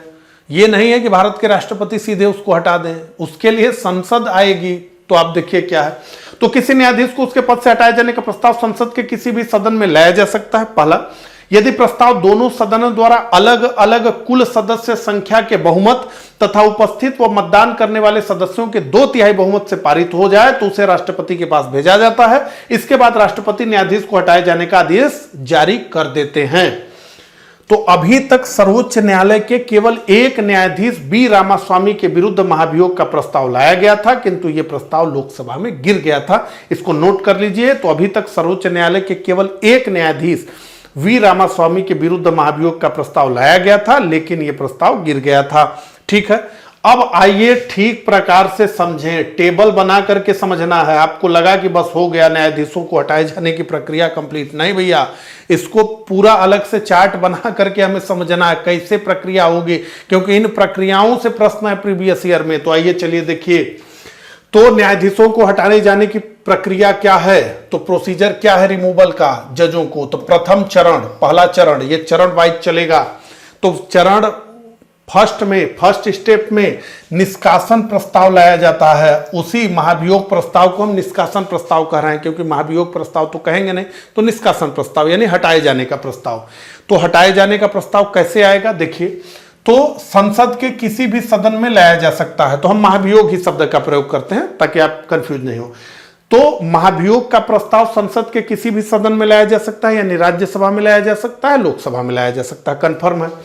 यदि यह प्रस्ताव लोकसभा में लाया जाता है तब 100 सदस्यों, तो अगर यह प्रस्ताव लोकसभा में लाया जा रहा है तो लोकसभा के 100 सदस्य, और जब यह प्रस्ताव राज्यसभा में लाया जाता है तब 50 सदस्यों का हस्ताक्षर युक्त समर्थन आवश्यक होता है। सोच लीजिए, 100 सदस्यों का समर्थन लोकसभा में चाहिए और राज्यसभा में आ रहा है तो 50 का समर्थन चाहिए। यह फर्स्ट स्टेप है। सेकेंड स्टेप, द्वितीय चरण, इसमें क्या होगा, तो अगर लोकसभा में आ रहा है तो अध्यक्ष महोदय हैं और राज्यसभा में आ रहा है प्रस्ताव तो सभापति महोदय हैं, ठीक है। तो अध्यक्ष और सभापति, ठीक है। अब देखिए, तो अध्यक्ष या सभापति प्रस्ताव को स्वीकार कर सकते हैं या अस्वीकृत कर सकते हैं। तो ये जो प्रस्ताव है जो 100 सदस्यों के हस्ताक्षर युक्त है, अगर लोकसभा में गया तो लोकसभा के अध्यक्ष उसको स्वीकार भी कर सकते हैं या अस्वीकृत भी कर सकते हैं। उसी तरीके से अगर राज्यसभा में यह प्रस्ताव गया है तो राज्यसभा के 50 सदस्यों का हस्ताक्षर युक्त समर्थन को सभापति स्वीकार भी कर सकते हैं, अस्वीकार भी कर सकते हैं। तो सभापति को भी ताकत दी गई है यहां, ठीक है। तो प्रस्ताव को स्वीकार कर सकते हैं सभापति या अध्यक्ष, जिस सदन में गया हो कर सकते हैं। यदि अस्वीकृत कर दें तो स्वीकार भी कर सकते हैं, अस्वीकार भी कर सकते हैं। तो अस्वीकार कर दें तो प्रस्ताव समाप्त हो जाता है, वहीं खत्म प्रस्ताव। लेकिन अगर प्रस्ताव को स्वीकृति कर दें तो प्रक्रिया आगे बढ़ती है। तो अगर अध्यक्ष सभापति कह देंगे अस्वीकृत तो वो अस्वीकृत, लेकिन अगर कहें कि स्वीकृत तब आगे बढ़ेगी प्रक्रिया। माने अध्यक्ष और सभापति के पास भी इसके विषय में राइट्स है। देखिए, तो अब मान लीजिए उन्होंने कह दिया कि प्रक्रिया आगे बढ़ेगी, तो अब आएगा तीसरा स्टेज। तो तीसरे चरण में अध्यक्ष या सभापति, अगर लोकसभा में प्रस्ताव है तो अध्यक्ष, राज्यसभा में है तो सभापति द्वारा 3 सदस्यीय, तो इन 3 सदस्यीय में कौन कौन होंगे, CJI chief justice of India, और अगर चीफ जस्टिस ऑफ इंडिया पर ही यह महाभियोग चलाया जा रहा है तो जो सुप्रीम कोर्ट का सीनियर मोस्ट जज होगा वो, इसके अलावा किसी हाई कोर्ट का चीफ जस्टिस और एक पारंगत विधि वेता, ये 3 लोग होंगे। कौन कौन होगा, तो CJI हो सकता है या सुप्रीम कोर्ट का कोई जज हो सकता है, किसी HC का हाई कोर्ट का CJ हो सकता है, चीफ जस्टिस हो सकता है, और पारंगत विधि वेता। इन 3 लोगों की जो है एक समिति गठित होगी। अब सोचिए इस समिति में कौन है, सारे जजेस ही भरे पड़े हैं, सुप्रीम कोर्ट के जज हैं, हाई कोर्ट के जज हैं, एक बाहरी व्यक्ति है जिसको कहा गया है पारंगत विधि वेता। तो अब ये क्या होगा, तो यदि इस समिति ने न्यायाधीश को दोषी नहीं माना, ध्यान दीजिए, अगर इस समिति ने न्यायाधीश को दोषी नहीं माना तो यह प्रक्रिया समाप्त हो जाती है। इस समिति ने क्या कहा कि अरे भाई इसका तो कोई दोषी नहीं है, तुम लोग झूठे जो है प्रस्ताव लेकर के खड़े हो, तो ये प्रस्ताव समाप्त हो जाता है। अभी समझिए हम इतना पढ़ते हुए आ गए, अभी प्रस्ताव वोटिंग के लिए नहीं रखा गया, वोट नहीं पड़ रहा है उस पे, अब कमेटी जांच कर रही है। तो यदि समिति ने न्यायाधीश को दोषी नहीं माना तो प्रक्रिया समाप्त, और अगर दोषी माना तो प्रक्रिया आगे बढ़ती है। तब आप आएंगे चौथे स्टेज पर। सोच लीजिए कितना कठिन है चौथे स्टेज पर आना। तो अब जब आएंगे चौथे स्टेज में तो फाइनली यहां पे तो मूल प्रस्ताव सदन में प्रस्तुत होगा। अब क्या करना है, तो प्रस्ताव दोनों सदनों में अलग अलग, ज्वाइंट सिटिंग नहीं बुलाई जा सकती, कुल सदस्य संख्या के बहुमत और उपस्थित और मतदान करने वाले सदस्यों के 2/3 बहुमत से पारित होना होगा। पारित होगा कौन सा प्रस्ताव, ये निष्कासन प्रस्ताव या महाभियोग प्रस्ताव। पहली बात, अलग अलग पारित होगा, ज्वाइंट सिटिंग नहीं होगी, राज्यसभा से अलग पारित होगा, लोकसभा से अलग पारित होगा। कैसे पारित होगा, तो 2/3 बहुमत से पारित होगा। इसके बाद भी अब अभी हटे नहीं हैं जज महोदय, अभी आगे सुनिए क्या है। तो प्रस्ताव पारित हो गया, अब उस प्रस्ताव को राष्ट्रपति के पास भेजा जाता है जो उस न्यायाधीश को हटाने का आदेश जारी करते हैं। तो जब तक फिर राष्ट्रपति आदेश जारी करेंगे तब ये हटेंगे, प्रस्ताव पास हो गया तो नहीं हटेंगे, ठीक है। कहने का मतलब ये तो बहुत कठिन है सुप्रीम कोर्ट के जजेस को हटाना। अब हम डिस्कस करेंगे सर्वोच्च न्यायालय के क्षेत्राधिकार और उसकी शक्तियों के बारे में। तो सबसे पहले हम बात करेंगे मूल या आरंभिक अधिकारिता की, तो जिसे हम कहते हैं ओरिजिनल ज्यूरिडिक्शन सुप्रीम कोर्ट की। तो ये क्या होता है इसको समझेंगे। इसके बाद हम डिस्कस करेंगे सुप्रीम कोर्ट की अपीलीय अधिकारिता को। इसके अलावा रीट अधिकारिता जो इसकी है उसको डिस्कस करेंगे। इसके अलावा जो सलाहकारी अधिकारिता है, एडवाइजरी ज्यूरिडिक्शन है सुप्रीम कोर्ट का, उसको डिस्कस करेंगे। इसके अलावा सुप्रीम कोर्ट एक अभिलेख न्यायालय है, यानी कोर्ट ऑफ रिकॉर्ड है, तो इसको समझेंगे। इसके अलावा जो न्यायिक पुनर्विलोकन की शक्ति है सुप्रीम कोर्ट की, जो पावर ऑफ जुडिशियल रिव्यू है उसको समझेंगे, और जो अन्य शक्तियां और अधिकारिताएं हैं सुप्रीम कोर्ट की, तो अदर पावर एंड ज्यूरिडिक्शंस को हम डिस्कस करेंगे। चलिए एक क्रम से एक एक को डिस्कस करते हैं। तो मूल या आरंभिक अधिकारिता की हम बात करते हैं। तो देखिए, इसका उल्लेख संविधान के अनुच्छेद 131 में किया गया है। इसके तहत सर्वोच्च न्यायालय को कुछ मामलों की सुनवाई का अंत्यांतिक यानी एब्सोल्यूट अधिकार दिया गया है। क्या मतलब इसका है? तो कुछ मामले ऐसे हैं जिसमें केवल सुप्रीम कोर्ट ही सुनवाई करेगा। ये वो मामले सुप्रीम कोर्ट के एब्सोल्यूट राइट्स में हैं, और इसको ही हम कहते हैं कि ये सुप्रीम कोर्ट का मूल अधिकारिता है, ये उसकी ओरिजिनल ज्यूरिडिक्शन है। इस मामले को अब कोई नहीं सुन सकता, हाई कोर्ट नहीं सुन सकता। इस मामले को केवल कौन सुनेगा? उसको सुप्रीम कोर्ट सुनेगा। यह सुप्रीम कोर्ट की मूल अधिकारिता है। तो कुछ ऐसे विषय हैं जो केवल सुप्रीम कोर्ट द्वारा सुने जा सकते हैं, भारत के किसी और न्यायालय में उनकी सुनवाई नहीं हो सकती। तो कौन कौन से मामले हैं? तो केंद्र व एक या अधिक राज्यों के बीच विवाद। तो केंद्र है एक तरफ एक राज्य है या 4 राज्य हैं, उनका समूह है, उनके बीच विवाद हो। दूसरा, 2 या 2 से अधिक राज्यों के बीच, तो एक राज्य दूसरे राज्य से विवाद कर रहा है, या 4 राज्य एक तरफ हैं, 6 राज्य एक तरफ हैं, ये आपस में विवाद कर रहे हैं। केंद्र व राज्य, राज्यों का एक तरफ होना, तो कुछ राज्य केंद्र की तरफ हैं, केंद्र प्लस राज्य हैं, और उनके विपक्ष में एक राज्यों का समूह है। ठीक है, तो केंद्र व राज्य या राज्यों का एक तरफ होना या अधिक राज्यों का दूसरी तरफ होना। तो ये 3 कंडीशन है, 3 प्रकार के मामले हैं। इसमें सर्वोच्च न्यायालय को एब्सोल्यूट राइट्स है कि वही इस मामले को सुनेगा। ठीक है, लेकिन इसके कुछ अपवाद हैं, किंतु सर्वोच्च न्यायालय के इस न्याय क्षेत्र में निम्नलिखित शामिल नहीं होंगे। तो क्या नहीं शामिल होगा? तो अंतर्राज्यीय जल विवाद का मामला है तो उसको नहीं सुप्रीम कोर्ट सुनेगा। वित्त आयोग के संदर्भ वाले मामले, संविधान लागू होने से पूर्व की गई संधि, करार, सनद आदि, केंद्र व राज्यों के बीच कुछ खर्चों और पेंशन का समझौता, और केंद्र व राज्यों के मध्य वाणिज्यिक प्रकृति वाला साधारण विवाद। ठीक है, ये नहीं सुनेगा। तो ये क्या है? ये मूल और आरंभिक अधिकारिता है। अब दूसरी हो गई रीट अधिकारिता। तो अनुच्छेद 32 सर्वोच्च न्यायालय को नागरिकों के अधिकारों की सुरक्षा के लिए रीट जारी करने की शक्ति देता है ना, संवैधानिक उपचारों की। तो ये बंदी प्रत्यक्षीकरण, परमादेश, प्रतिषेध, उत्प्रेषण लेख, अधिकार परीक्षा को जारी करता है। इन सबको हमने मौलिक अधिकार को पढ़ते हुए ठीक प्रकार से समझ लिया है, तो अभी इनको समझने की जरूरत नहीं है। तो यही, इसी को हम क्या कहते हैं? रीट अधिकारिता है।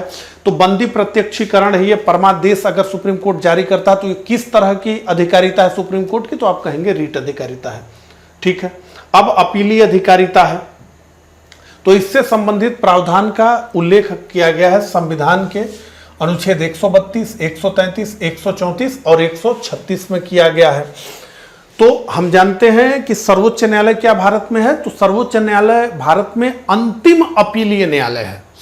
सर्वोच्च न्यायालय के निर्णय के विरुद्ध अब कहीं अपील नहीं की जा सकती। तो सर्वोच्च न्यायालय ने जो निर्णय दे दिया वो अंतिम होता है। ठीक है, तो भारत का अंतिम न्यायालय है, और इसे सभी उच्च न्यायालयों के निर्णयों के विरुद्ध अपील सुनने का अधिकार प्राप्त है। तो जितने भारत में न्यायालय हैं, हाई कोर्ट्स के निर्णय के विरुद्ध कहां आप जाएंगे? तो आप सुप्रीम कोर्ट में ही जाएंगे। ठीक है, तो सर्वोच्च न्यायालय की अपीलीय अधिकारिता को हम 4 भागों में वर्गीकृत करते हैं। कितने भागों में वर्गीकृत करते हैं? 4 भागों में वर्गीकृत करते हैं। अपील का मतलब यह होता है कि आपको जो है निचली अदालत से कोई निर्णय आपको मिला, अब उस निर्णय को आप बदलना चाहते हैं या आपको निर्णय सही नहीं लगता तो आप ऊपर जाते हैं अपील करने। तो ये 4 अलग जो है अपील का प्रकार है सुप्रीम कोर्ट में। क्या है? तो पहला, संवैधानिक मामलों में अपील, तो कॉन्स्टिट्यूशनल मैटर है उसमें अपील, सबको अलग से पढ़ेंगे, अभी घबराइए मत। सिविल मामलों में अपील, सिविल मैटर में, आपराधिक मामलों में अपील, क्रिमिनल मैटर में अपील, और विशेष अनुमति की अपील होती है तो स्पेशल अपील की बात हो रही है। ठीक है, आइए देखिए। तो संवैधानिक मामलों में अपील कैसे की जाती है समझ लीजिए। तो अनुच्छेद 132 में इसका प्रावधान है। पहले तो ये जानिए संवैधानिक मामलों में अपील करने का प्रावधान कहाँ है? अनुच्छेद 132 में है। तो अनुच्छेद 132 ये कहता है कि किसी उच्च न्यायालय द्वारा दिए गए निर्णय के विरुद्ध सर्वोच्च न्यायालय में अपील की जा सकती है। तो किसी उच्च न्यायालय यानी किसी हाई कोर्ट द्वारा दिए गए निर्णय के विरुद्ध अपील सुप्रीम कोर्ट में की जा सकती है यदि उच्च न्यायालय अनुच्छेद 134 के तहत, यानी अब आपको अनुच्छेद 132 और 134 को मिला के पढ़ना है, यदि उच्च न्यायालय जिसने निर्णय दिया है 134 के तहत यह प्रमाणित कर दे कि यह मामला संविधान में लिखित किसी कानून पर पर्याप्त सवाल उठाता है तो सर्वोच्च न्यायालय में अपील की जा सकती है। यह संवैधानिक मामलों में अपील हो गई। सिविल मामलों में अपील, तो इसका प्रावधान संविधान के अनुच्छेद 133 में किया गया है। तो सिविल मामलों में अपील अनुच्छेद 133 के तहत सर्वोच्च न्यायालय में कोई भी सिविल अपील तभी की जा सकती है जब 3 कंडीशन बताई गई हैं। विधि के सारवान का प्रश्न हो, विधि के व्यापक महत्व का प्रश्न हो और उच्च न्यायालय को लगता हो कि इसका निर्धारण सुप्रीम कोर्ट द्वारा किया जाना आवश्यक हो। तो अब यहां प्रश्न है विधि का सारवान प्रश्न, ठीक है। तो विधि का सारवान प्रश्न का मतलब क्या है, इसको समझ लीजिए। तो देखिए, कोई ऐसा मामला है जिसमें सुप्रीम कोर्ट ने स्पष्ट कोई निर्णय नहीं दिया है। इसके अलावा कोई ऐसा मामला है जिसमें अलग अलग हाई कोर्ट्स में मतभेद है। अब जैसे हम देखें, जो जमींदारी उन्मूलन के विरोध में कानून, जमींदारी उन्मूलन के विरोध में जो हाई कोर्ट्स का फैसला है, तो बिहार हाई कोर्ट्स ने जमींदारी उन्मूलन कानून को गलत बताया और मध्य प्रदेश ने सही बताया। तो कहने का मतलब है कि कई हाई कोर्ट्स में उसको लेकर के मतभेद है। कोई हाई कोर्ट्स अलग बात कह रहा है, उसकी व्याख्या को लेकर कोई हाई कोर्ट अलग कर रहा है। अब कोई मामला ऐसा भी हो सकता है जिसमें सुप्रीम कोर्ट ने किसी हाई कोर्ट के पूर्व में दिए गए निर्णय को उलट दिया हो, उसको बदल दिया हो, लेकिन हाई कोर्ट के निर्णय को पलटा ना हो। तो सुप्रीम कोर्ट ने अलग निर्णय दे दिया, उसी मामले पे हाई कोर्ट ने अलग निर्णय पहले से दिया हुआ हो, लेकिन सुप्रीम कोर्ट ने हाई कोर्ट के निर्णय को पलटा नहीं। इसके अलावा अब संविधान के किसी प्रावधान के स्पष्ट व्याख्या की आवश्यकता हो, तो हम जानते हैं कि सुप्रीम कोर्ट ही संविधान का अभिरक्षक है, कस्टोडियन है सुप्रीम कोर्ट ही। वही सुप्रीम कोर्ट ही भारत के संविधान का अंतिम निर्वाचन करता है। तो भारत के संविधान का कौन निर्वाचन करता है? तो सुप्रीम कोर्ट ही करता है, ठीक है। तो विधि के सारवान का प्रश्न हो तो सिविल मामले में अपील तभी होगी जब विधि के सारवान का प्रश्न हो, विधि के व्यापक महत्व का प्रश्न हो, या उच्च न्यायालय को लगता हो कि इसका निर्धारण सुप्रीम कोर्ट द्वारा किया जाना आवश्यक है, तो यह आ सकता है, ठीक है। अब आप देखें तो सब सिविल मामले ही हैं। केशवानंद भारती का मामला सिविल का ही था ना, लेकिन संवैधानिक पीठ बैठी। अगला, आपराधिक मामलों में अपील। क्रिमिनल मैटर्स में अपील कैसे होगी आपराधिक मामलों में? तो देखिए, इस तरह के मामले में सर्वोच्च न्यायालय में अपील तभी की जा सकती है जब उच्च न्यायालय में अपीली सुनवाई के दौरान आरोपी को दोष मुक्त करने के निर्णय को उलटकर मृत्यु दंड दे दिया गया हो। अब देखिए, समझ लीजिए क्या विषय कहा जा रहा है। आपराधिक मामलों में सर्वोच्च न्यायालय में अपील तभी की जा सकती है जब उच्च न्यायालय में अपीलीय सुनवाई के दौरान आरोपी को दोष मुक्त करने के निर्णय को उलटकर मृत्यु दंड दे दिया गया हो, या निचली अदालत से मामला स्वयं तक बुलाकर आरोपी को मृत्यु दंड दिया गया हो। ध्यान से, जब उच्च न्यायालय में अपीली सुनवाई के दौरान आरोपी को दोष मुक्त करने के निर्णय को उलटकर मृत्यु दंड दे दिया गया हो, तो पता चला कि निचली अदालत से किसी व्यक्ति को किसी अपराध में दोष मुक्त घोषित कर दिया गया। अब जिस व्यक्ति को घोषित कर दिया गया उसके विपक्ष में जो पार्टी है वो इस निर्णय के विरुद्ध हाई कोर्ट में चली गई। हाई कोर्ट में फिर मामला खुला और हाई कोर्ट में पता चला कि जिस व्यक्ति को दोष मुक्त करार दिया गया था निचली अदालत में, यानी सबऑर्डिनेट जुडिशरी में, उस व्यक्ति को हाई कोर्ट ने मृत्यु दंड दे दिया। आखिर इतना बड़ा बदलाव कैसे हो गया? ठीक है, तो इस तरह का मामला हो, या निचली अदालत से मामला, कोई मामला निचली अदालत में चल रहा है या सबऑर्डिनेट जुडिशरी में चल रहा है, उस मामले को हाई कोर्ट अपने यहां बुला ले कि अब हम इस मामले को देखेंगे, स्वयं तक बुलाकर आरोपी को मृत्यु दंड दे दिया गया हो, या उच्च न्यायालय यह प्रमाणित कर दे कि मामला सर्वोच्च न्यायालय में भेजे जाने योग्य है, या तो उच्च न्यायालय कह दे कि यह मामला सर्वोच्च न्यायालय में भेजे जाने योग्य है। ठीक है, विशेष अनुमति की अपीलें क्या है? तो अनुच्छेद 136 के तहत सर्वोच्च न्यायालय अपने विवेकानुसार भारत के किसी भी न्यायालय या अधिकरण के द्वारा दिए गए निर्णय की अपील के लिए विशेष अनुमति दे सकता है, किंतु इसके तहत सर्वोच्च न्यायालय सैन्य अदालतों के निर्णय के विरुद्ध अपील स्वीकार नहीं कर सकता है। तो ये विशेष अनुमति की अपीलें हैं। अब सलाहकारी अधिकारिता है, एडवाइजरी ज्यूरिडिक्शन है सुप्रीम कोर्ट की, तो उसको देख लीजिए। तो अनुच्छेद 143 सर्वोच्च न्यायालय को सलाहकारी अधिकारिता प्रदान करता है। कौन? तो अनुच्छेद 143 सर्वोच्च न्यायालय को सलाहकारी अधिकारिता प्रदान करता है। क्या है ये? तो अनुच्छेद 143(1) के अनुसार यदि भारत के राष्ट्रपति को यह प्रतीत हो कि विधि या तथ्य का कोई ऐसा प्रश्न उत्पन्न हुआ है जो जनहित के महत्व का है, तो उक्त प्रश्न पर सर्वोच्च न्यायालय से सलाह मांग सकते हैं। तो अब सर्वोच्च न्यायालय को हम जब पढ़ते हैं तो हम ये कहते हैं कि ये सर्वोच्च न्यायालय की सलाहकारी अधिकारिता है।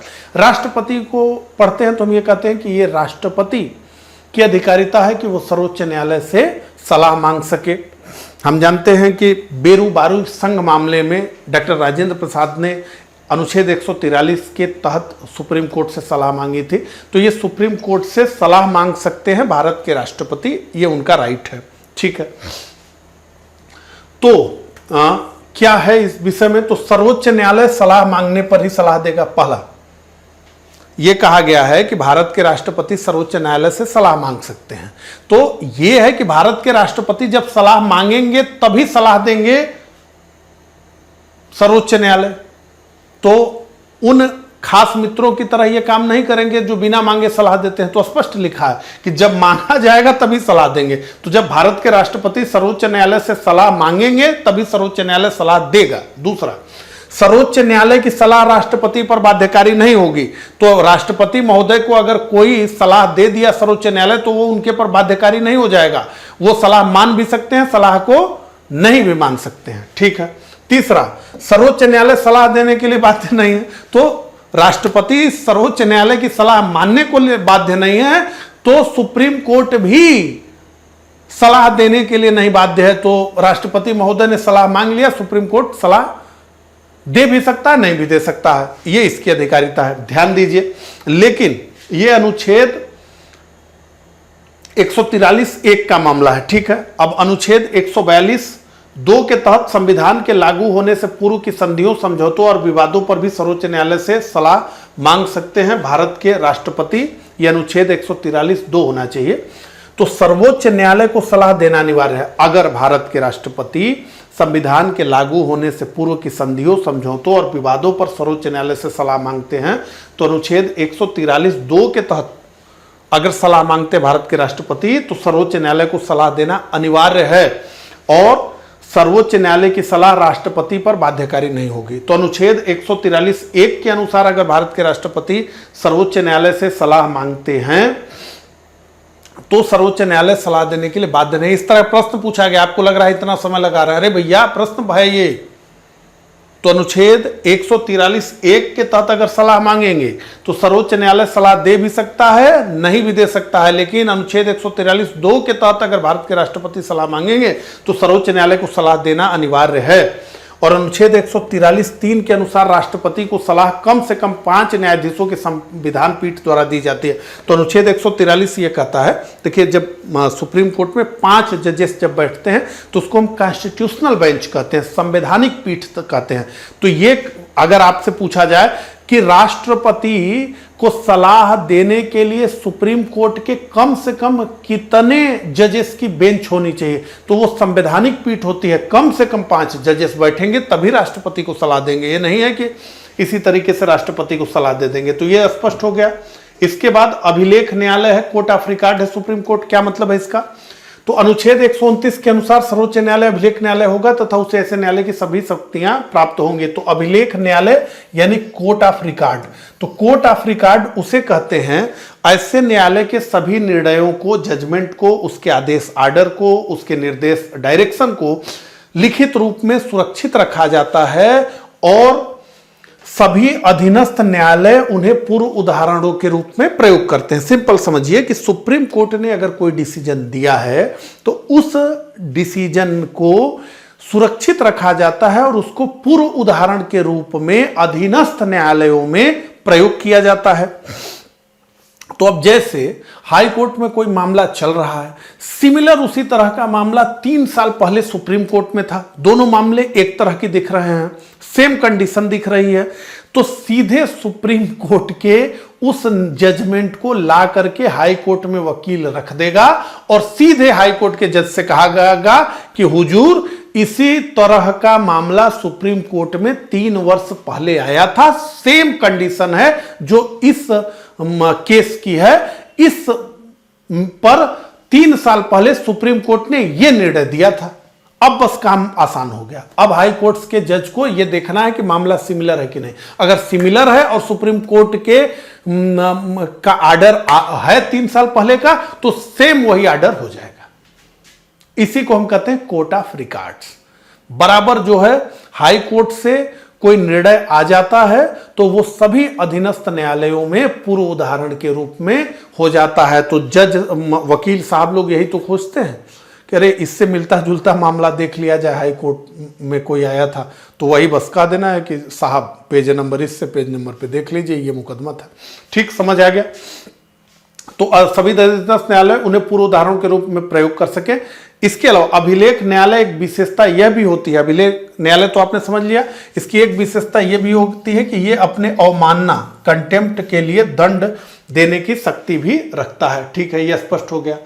अब न्यायिक पुनरावलोकन की शक्ति, पावर ऑफ जुडिशियल रिव्यू। ठीक है, तो न्यायिक पुनरावलोकन से तात्पर्य क्या है कि न्यायपालिका के उसके शक्ति के तहत है जिससे वो विधायिका द्वारा बनाए गए किसी कानून और कार्यपालिका द्वारा दिए गए किसी आदेश के संवैधानिकता की जांच कर सकती है और ये देख सकती है कि विधायिका द्वारा बनाया गया कानून और कार्यपालिका द्वारा दिया गया आदेश क्या संविधान से सुसंगत है। तो अगर संविधान से सुसंगत है तो ठीक है, असंगत है तो अवैध हो जाएंगे। ठीक है, तो इसकी जांच करने की अधिकारिता किसको है? सुप्रीम कोर्ट को है, क्योंकि सुप्रीम कोर्ट ही तो संविधान का कस्टोडियन है, वही तो उसका प्रहरी है, वही तो उसका अभिरक्षक है। तो विधायिका द्वारा बनाए गए किसी कानून या कार्यपालिका द्वारा गए किसी आदेश के संवैधानिकता की जांच करती है। अगर जांच में कानून या आदेश संविधान के प्रावधानों के प्रतिकूल होते हैं तो न्यायपालिका उन्हें निरस्त घोषित कर देती है। और अनुच्छेद 137 के तहत, अब ध्यान दीजिए, इससे प्रश्न है, अनुच्छेद 133 के तहत सर्वोच्च न्यायालय को अपने पूर्व में सुनाए गए निर्णयों के न्यायिक समीक्षा का अधिकार है। तो अनुच्छेद 137 में यह स्पष्ट लिखा गया है कि सर्वोच्च न्यायालय अपने द्वारा पूर्व में सुनाए गए निर्णयों की भी न्यायिक समीक्षा कर सकता है। तो सर्वोच्च न्यायालय को अपने स्टैंड को बदलने में समय नहीं लगेगा। तो अनुच्छेद 13 को पढ़ते समय हमने देखा कि सर्वोच्च न्यायालय ने 2 बार स्टैंड बदल लिया। इसके अलावा हमने क्या देखा कि प्रस्तावना संविधान का भाग है या नहीं है, इसको लेकर के भी सर्वोच्च न्यायालय ने अपना स्टैंड बदला। तो बहुत मामलों में सर्वोच्च न्यायालय अपना स्टैंड बदलता रहता है। ठीक है, तो यह अनुच्छेद 137 में लिखा गया है कि सर्वोच्च न्यायालय अपने पूर्व में सुनाए गए निर्णयों की भी न्यायिक समीक्षा कर सकता है। ठीक है, और गलत है तो पलट सकता है। अब जनहित याचिका, इससे भी प्रश्न पूछे गए हैं तो इसको भी समझ लीजिए। ठीक है, तो संविधान लागू होने के शुरुआती वर्षों में संवैधानिक उपचार पाने की सामान्य व्यवस्था यही थी कि जिसके अधिकार का हनन हुआ है वो खुद ही न्यायालय जाए और न्याय पाए। इस पारंपरिक नियम को सुनवाई का अधिकार लोकस स्टैंडाई या अधिकारिता स्टैंडिंग कहते थे। क्या है मतलब इस वाक्य का, समझ लीजिए। देखिए, पहले यही परंपरा थी कि जिसके अधिकार का हनन हुआ है वही अब कोर्ट में जाए। इसे कहा गया सुनवाई का अधिकार, लोकस स्टैंडाई का अधिकार। क्या है मतलब इसका? जैसे मैं एक एग्जांपल दूं तो अगर मैं गया अदालत में और मैंने कहा कि किसी बस्ती में बहुत अधिक जो है कूड़ा फैला हुआ है और बहुत दुर्गंध होती है जिससे लोगों को बड़ी असुविधा होती है। तो अब मुझसे पूछा जाएगा कि क्या आप उस रास्ते से गुजरते हैं जहां वो ये बस्ती पड़ती है? तो हम कहें नहीं नहीं, वो तो हमारा रास्ता ही नहीं, हमारा रास्ता तो फ्रेश है। वो तो उन बस्ती वालों की दिक्कत थी, तो वो बस्ती वाले कह नहीं सकते थे, उनको परेशानी है, तो मैं उनके तरफ से कहने आया हूं। तो ये होगा कि आप क्यों आए हैं, आपको नहीं ना प्रॉब्लम है, तो जब आपको नहीं प्रॉब्लम है तो आप क्यों आए हैं, आप चलिए हटिए यहां से। तो इसको क्या कहा गया? लोकस स्टैंडाई कहा गया या अधिकारिता कही गई। ये पारंपरिक नियम था कि जिसके अधिकार का हनन हुआ वो खुद ही न्यायालय। अब ये कूड़े का तो एग्जाम्पल मैंने आपको ऐसे दे दिया। तो इसी तरीके से अब देखें तो बिहार में ऐसे बहुत सारे लोग जेलों में बंद थे, जिनकी पर जो आरोप लगा था, जो केस लगा था, उस केस में निर्णय उनके खिलाफ आ जाता तो कुल जितनी सजा वो जेल में काटते उससे अधिक वर्षों से वो जेल में बंद है। कई लोगों की जमानत हो गई है और जमानत राशि भरने या जमानत देने के लिए कोई नहीं मिला, तो जमानत हो गई है लेकिन तब भी जेल में पड़े हैं। तो ये जो बड़े बड़े मामले थे वो कोई उठा ही नहीं पा रहा था, क्योंकि सीधे कोर्ट पूछता था कि आपका क्या मतलब है इसमें, आप कहां हैं, आपके अधिकार का हनन हुआ है, आपको प्रॉब्लम है, आपको परेशानी है, नहीं तो जाइए अपना रास्ता लीजिए, यहां क्यों आए हैं। तो इसको कहा जाता था लोकस स्टैंडाई। ठीक है, अब इस नियम से होता क्या था कि जो गरीब है, जो निरक्षर है, जो ग्रामीण क्षेत्र में निवास करने वाले हैं, उनके अधिकारों का संरक्षण करना कठिन हो जाता था, क्योंकि वो स्वयं कर नहीं सकते थे और दूसरा को करने नहीं दिया जाता था। उससे पूछा जाता कि आपका क्या मतलब है यहाँ। ठीक है, तो ऐसे व्यक्तियों के न्याय को सुनिश्चित करने के लिए न्यायपालिका द्वारा सुनवाई का अधिकार के नियम को बदलकर, ध्यान दीजिए, सुनवाई के अधिकार का नियम बदलकर यह सिद्धांत स्वीकार किया गया कि कोई भी व्यक्ति या संस्था सामाजिक हित से जुड़े मामले को न्यायालय में प्रस्तुत करने हेतु अर्ह है।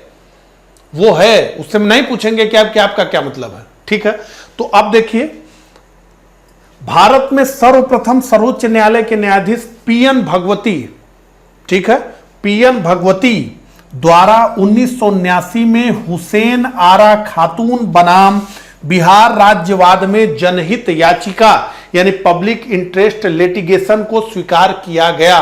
तो पीएन भगवती को ही हम मानते हैं कि भारत में जनहित याचिका के ये जनक हैं। तो किस मामले में स्वीकार किया गया? हुसैन आरा खातून बनाम बिहार राज्यवाद में इस जनहित याचिका को स्वीकार किया गया। और इस याचिका को किसने दाखिल किया? तो पुष्पा कपिला हिंगोरानी। प्रश्न पूछेगा, पुष्पा कपिला हिंगोरानी को भारत में जनहित याचिका की मां कहा जाता है। तो मदर ऑफ पीआईएल हैं ये, तो मदर है पब्लिक इंटरेस्ट लिटिगेशन की। अब ये ध्यान दीजिए, हुसैन आरा खातून की याचिका है, किसने डाला? पुष्पा कपिला हिंगोरानी। और किसने स्वीकार किया? पीएन भगवती। नहीं, दूसरा जज होता तो कहता कि भैया हुसैन आरा खातून का मामला है, आप कौन?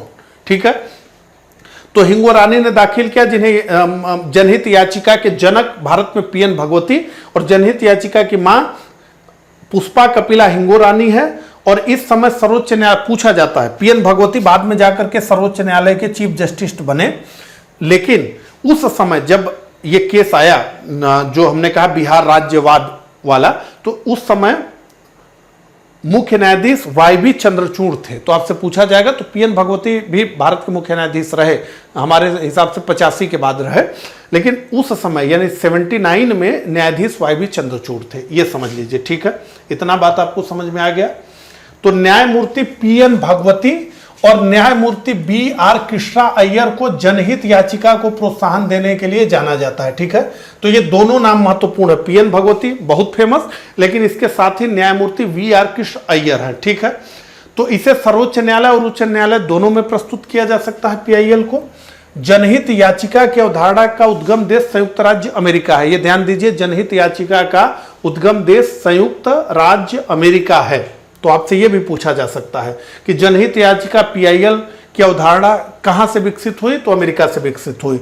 जनहित याचिका न्यायिक सक्रियता, जुडिशियल एक्टिविज्म का एक प्रमुख पक्ष है और जनहित याचिका के निम्नलिखित उद्देश्य है, तो कानून के शासन की रक्षा, सामाजिक आर्थिक रूप से कमजोर वर्गों की न्याय तक प्रभावकारी पहुंच और मौलिक अधिकारों को सार्थक रूप में प्राप्त करना। अब देखिए, जनहित याचिका पर जितना हमें पढ़ना है वो हमारे काम का है। ठीक है, नहीं तो इस पे तो पूरा न्यायिक सक्रियता अब यहीं से प्रारंभ होगी, तो वो तो पूरा एक टॉपिक ही है। ठीक है, तब चलिए अन्य शक्तियां जो सुप्रीम कोर्ट की है उसको देख लीजिए। तो अनुच्छेद 138 के तहत संसद संघ सूची के विषयों के संबंध में सर्वोच्च न्यायालय को अतिरिक्त अधिकारिता देने के लिए विधि पारित कर सकती है। तो अनुच्छेद 138 के तहत संसद संघ सूची के विषयों के संबंध में सर्वोच्च न्यायालय को अतिरिक्त अधिकारिता देने के लिए विधि पारित कर सकती है।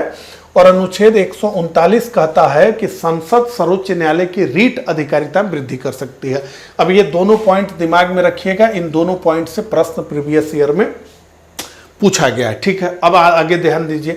अनुच्छेद 139(a) के अनुसार यदि किसी मामले में विधि के सारवान का प्रश्न निहित हो तथा उससे संबंधित मामले अलग अलग उच्च न्यायालयों में चल रहे हो, तो विधि के सारवान का प्रश्न निहित है, अलग अलग उससे संबंधित मामले चल रहे हो, तो सर्वोच्च न्यायालय उन सभी मामलों को अपने पास बुलाकर उनका निपटारा कर सकता है। जैसे हमने बताया ना कि जो जमींदारी उन्मूलन का कानून था राज्यों का, तो सभी लोग जिनका हित प्रभावित हो रहा था वो चले गए थे, तो एक समय सभी हाई कोर्ट्स में वो मामला सुना जा रहा था, तो ऐसे मामलों को सीधे बुलाकर अपने पास उसका निपटारा कर दे।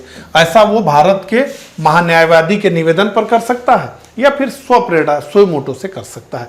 उद्देश्य क्या है इसका, ऐसा करने का, इस प्रावधान को देने का? तो इसका उद्देश्य है कि परस्पर विरोधी निर्णय से बचा जाए। तो पटना हाईकोर्ट दूसरी बात कहे, इलाहाबाद हाईकोर्ट दूसरी बात कहे, मद्रास हाईकोर्ट तीसरी बात कह दे, अब बंबई हाईकोर्ट चौथी बात कह दे।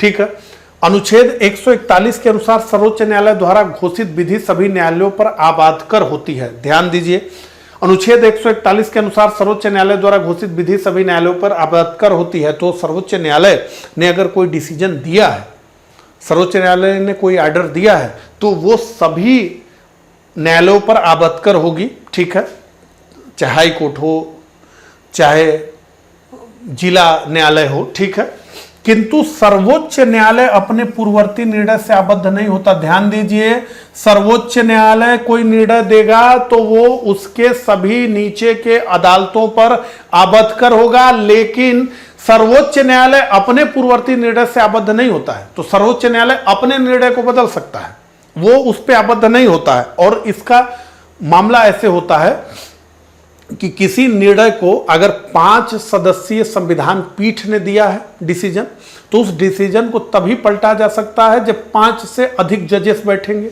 अगर किसी मामले में, जैसे केशवानंद भारती मामले में 13 जजेस ने निर्णय दिया, तो 13 जजेस के निर्णय को बदला तभी जा सकता है जब 13 से अधिक जजेस की पीठ बने। ठीक है, यह समझ में आ गया।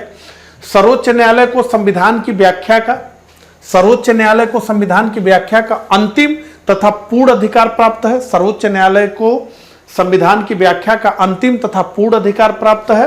और सर्वोच्च न्यायालय संविधान का प्रहरी तथा संरक्षक है। तो सर्वोच्च न्यायालय क्या है? संविधान का प्रहरी है, संरक्षक है। तो कौन संविधान का संरक्षक है, यह भी पूछा गया है। तो सर्वोच्च न्यायालय। कौन संविधान का प्रहरी है? तो सर्वोच्च न्यायालय। कौन संविधान का कस्टोडियन है? तो सर्वोच्च न्यायालय। ठीक है, तो सर्वोच्च न्यायालय ही राष्ट्रपति तथा उपराष्ट्रपति के निर्वाचन संबंधित विवाद को निपटाने की शक्ति रखता है। ठीक है, ये इतना ही बात स्पष्ट हो गई। तो अब हम डिस्कस करते हैं उच्च न्यायालय यानी हाई कोर्ट्स को। ठीक है, तो चलिए देखते हैं। तो संविधान के भाग 6 अनुच्छेद 214 से लेकर 231 तक उच्च न्यायालयों के गठन, उनके न्यायिक क्षेत्र, उनकी क्या शक्तियां होंगी, प्रक्रिया आदि से संबंधित प्रावधानों का उल्लेख किया गया है। सर्वोच्च न्यायालय का उल्लेख संविधान के भाग 5 में किया गया है और उच्च न्यायालय का उल्लेख संविधान के भाग 6 में किया गया है, अनुच्छेद 214 से 231 तक। तो अगर राज्य के न्यायिक प्रशासन में हम देखें तो उच्च न्यायालय की स्थिति कहां है? शीर्ष पर है। लेकिन भारत में हम जानते हैं कि न्यायपालिका एकीकृत है, तो सबसे ऊपर सर्वोच्च न्यायालय है, उसके नीचे वर्तमान में 25 हाई कोर्ट्स हैं। ठीक है, तो अनुच्छेद 214 के अनुसार प्रत्येक राज्य के लिए एक उच्च न्यायालय होगा। तो क्या कहा जा रहा है? अनुच्छेद 214 के अनुसार प्रत्येक राज्य के लिए एक उच्च न्यायालय होगा। तो यह अनुच्छेद 214 कहता है, यानी अनुच्छेद 214 उच्च न्यायालय के गठन का प्रावधान करता है। लेकिन अनुच्छेद 231 संसद को यह अधिकार देता है। अब ये 2 अनुच्छेद हो गए। 214 जो कहता है कि प्रत्येक राज्य के लिए एक उच्च न्यायालय होगा, लेकिन अनुच्छेद 231 जो संसद को यह अधिकार देता है कि वह 2 या 2 से अधिक राज्यों व संघ शासित प्रदेश हेतु एक ही उच्च न्यायालय की व्यवस्था कर सकता है। तो 214 तो यह कहता है कि प्रत्येक राज्य के लिए एक उच्च न्यायालय होगा, लेकिन अनुच्छेद 231 संसद को यह अधिकार देता है कि वह 2 या 2 से अधिक राज्यों व संघ शासित प्रदेशों हेतु एक ही उच्च न्यायालय की व्यवस्था कर सकता है। तो वर्तमान में कुल 25 उच्च न्यायालय हैं और दिल्ली तथा जम्मू कश्मीर 2 ऐसे केंद्र शासित प्रदेश हैं जिनका अपना एक उच्च न्यायालय है। तो अभी तक तो हम जानते थे कि 2019 तक जम्मू कश्मीर राज्य था, लेकिन अब यह भी केंद्र शासित प्रदेश हो गया है। लेकिन दिल्ली इस मामले में इकलौता है, यहां ध्यान दीजिएगा इस तथ्य को कि दिल्ली इस मामले में इकलौता है कि दिल्ली का अपना हाई कोर्ट है और उसका क्षेत्राधिकार भी केवल दिल्ली तक है। लेकिन जम्मू कश्मीर का जो हाई कोर्ट है, चूंकि जम्मू कश्मीर राज्य था तो केंद्र शासित प्रदेश बना तो उसका हाई कोर्ट था ही, लेकिन अब उस हाई कोर्ट की अधिकारिता लद्दाख में भी है। हालांकि पहले लद्दाख और जम्मू कश्मीर एक ही था और एक ही हाई कोर्ट था, लेकिन अब क्या है कि लद्दाख अलग यूनियन टेरिटरी है और जम्मू कश्मीर अलग यूनियन टेरिटरी है। तो जम्मू कश्मीर यूनियन टेरिटरी में क्या है, हाई कोर्ट है। तो जम्मू कश्मीर को इस मामले में हम कह सकते हैं कि जम्मू कश्मीर और दिल्ली 2 ऐसे केंद्र शासित प्रदेश हैं जिनके पास अपना हाई कोर्ट है, लेकिन दिल्ली का हाई कोर्ट केवल दिल्ली के लिए है और जम्मू कश्मीर का हाई कोर्ट लद्दाख के लिए भी है। ये मैं आपको समझाना चाहता था। ठीक है, चलिए अब वर्तमान में 7 उच्च न्यायालय ऐसे हैं, वर्तमान में 7 उच्च न्यायालय ऐसे हैं जिनका क्षेत्राधिकार 1 से अधिक राज्यों और केंद्र शासित प्रदेशों पर है। तो वर्तमान में 7 उच्च न्यायालय ऐसे हैं जिनका क्षेत्राधिकार 1 से अधिक राज्यों और केंद्र शासित प्रदेशों पर है। तो 7 ऐसे उच्च न्यायालय हैं जिनका क्षेत्राधिकार 1 से अधिक राज्यों या केंद्र शासित प्रदेशों पर है। तो आइए देखें, एक एक करके खोजें, थोड़ा मेहनत करें। तो बॉम्बे हाई कोर्ट, ठीक है, बॉम्बे हाई कोर्ट ये स्थापित हुआ है 14 अगस्त 1862। यहां पर मैं आपको बता दूं कि ये जो इंडियन हाई कोर्ट्स एक्ट 1861 आया उसके तहत बंबई हाई कोर्ट का निर्माण हुआ। इसके अलावा कलकत्ता हाई कोर्ट का निर्माण हुआ और इसके अलावा जो है बंबई, कलकत्ता और मद्रास हाई कोर्ट का निर्माण हुआ। ये सबसे पहले जो हाई कोर्ट्स भारत के हैं, जो सबसे पुराने हैं, उनकी मैं बात आपको बता रहा हूं। वो सब इंडियन हाई कोर्ट्स एक्ट 1861 के तहत स्थापित हुए। बॉम्बे का हाई कोर्ट, कलकत्ता का हाई कोर्ट, मद्रास का हाई कोर्ट और उसी अधिनियम के से लेकिन थोड़ा सा 4 साल बाद 1866 में इलाहाबाद हाई कोर्ट। तो ये भारत के सबसे पुराने हाई कोर्ट्स हैं। ठीक है, ये तथ्य आपको बता दिया। तो अब सबसे पहले हम बात करते हैं बॉम्बे हाई कोर्ट्स की। ठीक है, तो बॉम्बे हाई कोर्ट्स की अधिकारिता, ज्यूरिडिक्शन इसका कितने राज्यों पर है? तो 2 तो राज्य हैं बंबई हाई कोर्ट के ज्यूरिडिक्शन में, एक गोवा है, एक महाराष्ट्र है। गोवा फुल राज्य है, महाराष्ट्र भी राज्य है, तो 2 राज्य हैं। इसके अलावा दादरा एंड नागर हवेली और दमन और दीव। ठीक है, तो ये इसकी प्रिंसिपल सीट कहां है? बंबई में है और इसके बाद इसकी बेंचेस हैं। ठीक है, खंडपीठ जिसको हम कहते हैं। ठीक है, उसको हम देखेंगे, लेकिन अभी देख लें। तो एक बॉम्बे हाई कोर्ट हो गया, एक कलकत्ता हाई कोर्ट हो गया। तो कलकत्ता हाई कोर्ट का ज्यूरिडिक्शन वेस्ट बंगाल में तो है ही, इसके अलावा अंडमान और निकोबार आइलैंड में है। इसके बाद हम देखें तो गुवाहाटी हाई कोर्ट हमें दिखता है। ठीक है, और इसके क्षेत्राधिकार में, गुवाहाटी हाई कोर्ट के क्षेत्राधिकार में बहुत सारे राज्य हैं। तो अरुणाचल प्रदेश है, असम है, मिजोरम है, नागालैंड है और इसकी 3 खंडपीठ हमको दिखती है। तो गुवाहाटी हाई कोर्ट में तो बहुत सारे स्टेट थे, लेकिन वर्तमान में अरुणाचल प्रदेश 1, असम 2, मिजोरम 3 और नागालैंड 4। तो आपसे प्रश्न पूछा जाएगा कि ऐसा हाई कोर्ट जिसमें कि 4 के 4 राज्य हों, तो वो है गुवाहाटी हाई कोर्ट। इसके अलावा गुवाहाटी हाई कोर्ट हो गया। तो कर्नाटका हाई कोर्ट की अधिकारिता तो केवल जो है कर्नाटक पर ही है। केरला हाई कोर्ट देखिए, तो केरला हाई कोर्ट की अधिकारिता कहाँ है? तो केरला हाई कोर्ट की अधिकारिता केरल और एक संघ शासित प्रदेश लद्दाख पर है। इसके बाद आगे बढ़ते हैं, 7 हमने कहा था। इसके बाद तो मद्रास हाई कोर्ट है। एक तो तमिलनाडु राज्य पर इसकी अधिकारिता है, दूसरा पुडुचेरी। इसके अलावा हम देखें तो पंजाब और हरियाणा हाई कोर्ट, चंडीगढ़ केंद्र शासित प्रदेश और 2 राज्य हैं, हरियाणा और पंजाब। ठीक है, तो इस तरीके से 7 हमें मिले। ठीक है, अब देखिए यहाँ पे ये कहा जा रहा है कि 3 उच्च न्यायालय ऐसे हैं जिनके क्षेत्राधिकार में 2 या 2 से अधिक राज्य हैं। अब केंद्र शासित प्रदेश को अलग कर दिया गया, केंद्र शासित और राज्य मिला के 7 हैं, लेकिन 3 उच्च न्यायालय ऐसे हैं जिनके क्षेत्राधिकार में 2 या 2 से अधिक राज्य हैं। आइए देख लीजिए उनको भी। तो एक तो बंबई हाई कोर्ट है, भैया कौन है, तो गोवा है और महाराष्ट्र है। इसके बाद गुवाहाटी हाई कोर्ट है, तो कौन है भैया, अरुणाचल प्रदेश है, आसाम है, मिजोरम है, नागालैंड है। यहाँ तो 4 राज्य हो गए। इसके अलावा 2 हमने देख लिया, तीसरा है तो Punjab and Haryana high court, Haryana राज्य और पंजाब राज्य और एक संघ शासित प्रदेश। इसके अलावा ये सब देखिए प्रश्न पूछा गया है, इसलिए मैं आपको बता रहा हूं। इसके अलावा वर्तमान में 8 उच्च न्यायालय ऐसे हैं जिनकी खंडपीठें हैं। खंडपीठ का क्या मतलब है, अब देखिए राज्य बड़ा है, उच्च न्यायालय तो एक ही होगा किसी राज्य में, तो उस उच्च न्यायालय में पहुंचने के लिए या उस उच्च न्यायालय पर बहुत अधिक काम का दबाव हो जाता है। अब जैसे उत्तर प्रदेश है, उत्तर प्रदेश का उच्च न्यायालय कहाँ है, तो उत्तर प्रदेश का हाईकोर्ट इलाहाबाद में है। उत्तर प्रदेश का इलाका कहां तक फैला हुआ, दिल्ली के पास ग्रेटर नोएडा, मेरठ। तो अब ग्रेटर नोएडा मेरठ से कितनी दूरी अधिक है इलाहाबाद की, तो ऐसे में अभी तो पश्चिमी उत्तर प्रदेश से यह मांग उठ रही है कि पश्चिमी उत्तर प्रदेश में भी इलाहाबाद हाईकोर्ट की एक खंडपीठ बना दी गई, तो एक बेंच बना दी गई। तो इलाहाबाद हाईकोर्ट की एक बेंच कहाँ है, लखनऊ में है। तो लखनऊ में बेंच का क्या मतलब है, तो पूरा लखनऊ में ढांचा है कोर्ट का, इलाहाबाद हाईकोर्ट पूरा लिखा हुआ है। तो बहुत सारे काम इलाहाबाद हाईकोर्ट में होते हैं और इलाहाबाद हाईकोर्ट के उसकी लखनऊ खंडपीठ देख रही है। तो लखनऊ के अगल बगल लोग हैं, उनको इलाहाबाद आने की आवश्यकता नहीं, वो लखनऊ खंडपीठ में अपना मामला देख रहे हैं। तो इसको बेंचेस कहते हैं, ठीक है। तो मान लीजिए मैंने यूपी की बात की, तो पश्चिमी उत्तर प्रदेश में बहुत वर्षों से मांग हो रही है कि एक बेंच बन जाए इलाहाबाद हाईकोर्ट की, लेकिन अब पता नहीं क्यों नहीं बनाया जा रहा। निश्चित रूप से 700 तो 800 100 किलोमीटर से लोगों को इलाहाबाद आकर के अपने मुकदमे को देखना पड़ता है। तो मतलब वो कहते हैं कि अगर सुप्रीम कोर्ट में मामला होता तो हम दिल्ली जाकर के उसमें आसानी से कर लेते हैं, इलाहाबाद हाईकोर्ट में हमें इतना दूर आना पड़ता है, ठीक है। तो इसी के लिए खंडपीठ बनाई जाती है। तो वर्तमान में 8 उच्च न्यायालय ऐसे हैं जिनकी खंडपीठ है, आइए देख लें, ठीक है। 8 ऐसे उच्च न्यायालय हैं। तो इलाहाबाद हाई कोर्ट है, इसकी प्रिंसिपल सीट इलाहाबाद है लेकिन खंडपीठ है लखनऊ में। बम्बई हाई कोर्ट है, तो अब देखिए इसकी खंडपीठ है औरंगाबाद में, नागपुर में। बम्बई कितना बड़ा है, तो औरंगाबाद कहाँ, नागपुर कहाँ, और पणजी तो ये गोवा में भी है, तो गोवा में इसकी एक खंडपीठ डाल दी गई है। इसी बात कलकत्ता हाई कोर्ट, तो कलकत्ता हाई कोर्ट में जो है आप देखें तो पोर्ट ब्लेयर और जलपाईगुड़ी। अब यहाँ पर आप ध्यान दीजिए, पोर्ट ब्लेयर हमने कहा ना कलकत्ता हाई कोर्ट का है कि अधिकारिता अंडमान निकोबार आइसलैंड पर है, तो अंडमान निकोबार आइसलैंड के लोग कलकत्ता हाई कोर्ट में नाव पकड़ के आना पड़ेगा ना उनको। तो कहा गया कि भैया पोर्ट ब्लेयर में ही उनके लिए जो है एक खंडपीठ बना दो।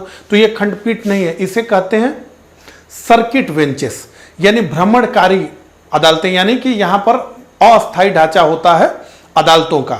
लेकिन पोर्ट ब्लेयर को कहते तो सर्किट कोर्ट है, इसको बेंच नहीं कहते, खंडपीठ नहीं कहते, सर्किट कोर्ट कहते हैं। यानी भ्रमणकारी है कि मतलब अस्थायी है, लेकिन यहाँ तो सब ढांचा बन गया है, लेकिन इसका जो दर्जा है वो खंडपीठ का नहीं है, ना पोर्ट ब्लेयर का है ना जलपाईगुड़ी का है, ठीक है। इसके अलावा देखिए गुवाहाटी हाई कोर्ट, तो आइजवाल, ईटानगर और कोहिमा इसकी खंडपीठ है। इसके अलावा कर्नाटक हाई कोर्ट देखिए तो धारवाड़ और कलबुर्गी इसकी खंडपीठ है। पहले ये सब जो है सर्किट कोर्ट्स थे, लेकिन अब खंडपीठ है। इसी तरीके से आप देखिए तो मध्य प्रदेश की खंडपीठ आपको दिखती है ग्वालियर में भी और इंदौर में भी। इसके अलावा आप देखें तो राजस्थान हाई कोर्ट की खंडपीठ जयपुर में दिखती है, ठीक है। तो इसी तरीके से आप जो है इस चार्ट को थोड़ा सा और समय लेकर के, ठीक है, इसमें तथ्य तलाशिए, इससे प्रश्न पूछे जाते रहे, ठीक है। तो अब एक फैक्ट और ले लीजिए, मुंबई उच्च न्यायालय तथा गुवाहाटी उच्च न्यायालय की सर्वाधिक 3 खंडपीठें हैं। तो सर्वाधिक खंडपीठ वाला न्यायालय कौन सा है, तो कहेंगे मुंबई और गुवाहाटी, 3 खंडपीठ है यहाँ पे, ठीक है। अब चलिए अब आगे बढ़िए और प्रावधानों को देख लीजिए। उच्च न्यायालय से संबंधित महत्वपूर्ण अनुच्छेद कौन से हैं, तो 214 बात करता है राज्यों के लिए उच्च न्यायालय।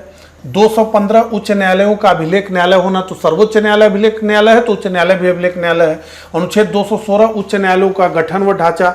अनुच्छेद 217 हाईकोर्ट के न्यायाधीशों की नियुक्ति और उनके पद की शर्त। अनुच्छेद 221 हाई कोर्ट के न्यायाधीशों का वेतन, अनुच्छेद 222 हाई कोर्ट के न्यायाधीशों का स्थानांतरण, अनुच्छेद 223 कार्यकारी मुख्य न्यायाधीश की नियुक्ति, अनुच्छेद 224 अपर और कार्यकारी न्यायाधीशों की नियुक्ति, अनुच्छेद 225 उच्च न्यायालय का क्या क्षेत्राधिकार होगा, कुछ रीट जारी करने की हाईकोर्ट की शक्ति, अनुच्छेद 227 हाईकोर्ट की सभी न्यायालयों की अधीक्षण की शक्ति, अनुच्छेद 228 कुछ मामलों का एचसी में हस्तांतरण, अनुच्छेद 231 दो या दो से अधिक राज्यों हेतु संयुक्त हाईकोर्ट की स्थापना, अनुच्छेद 233 बात करता है जिला न्यायाधीशों की नियुक्ति यानी सबऑर्डिनेट जुडिशरी की, और अनुच्छेद 235 बात करता है अधीनस्थ न्यायालयों पर नियंत्रण की शक्ति की। ठीक है, तो अनुच्छेद 216 के अनुसार प्रत्येक उच्च न्यायालय का गठन एक मुख्य न्यायाधीश तथा ऐसे अन्य न्यायाधीशों से मिलकर होगा जिनकी राष्ट्रपति समय समय पर नियुक्ति करें। तो अनुच्छेद 216 परिभाषित नहीं कर रहा है कि कितने न्यायाधीश होंगे।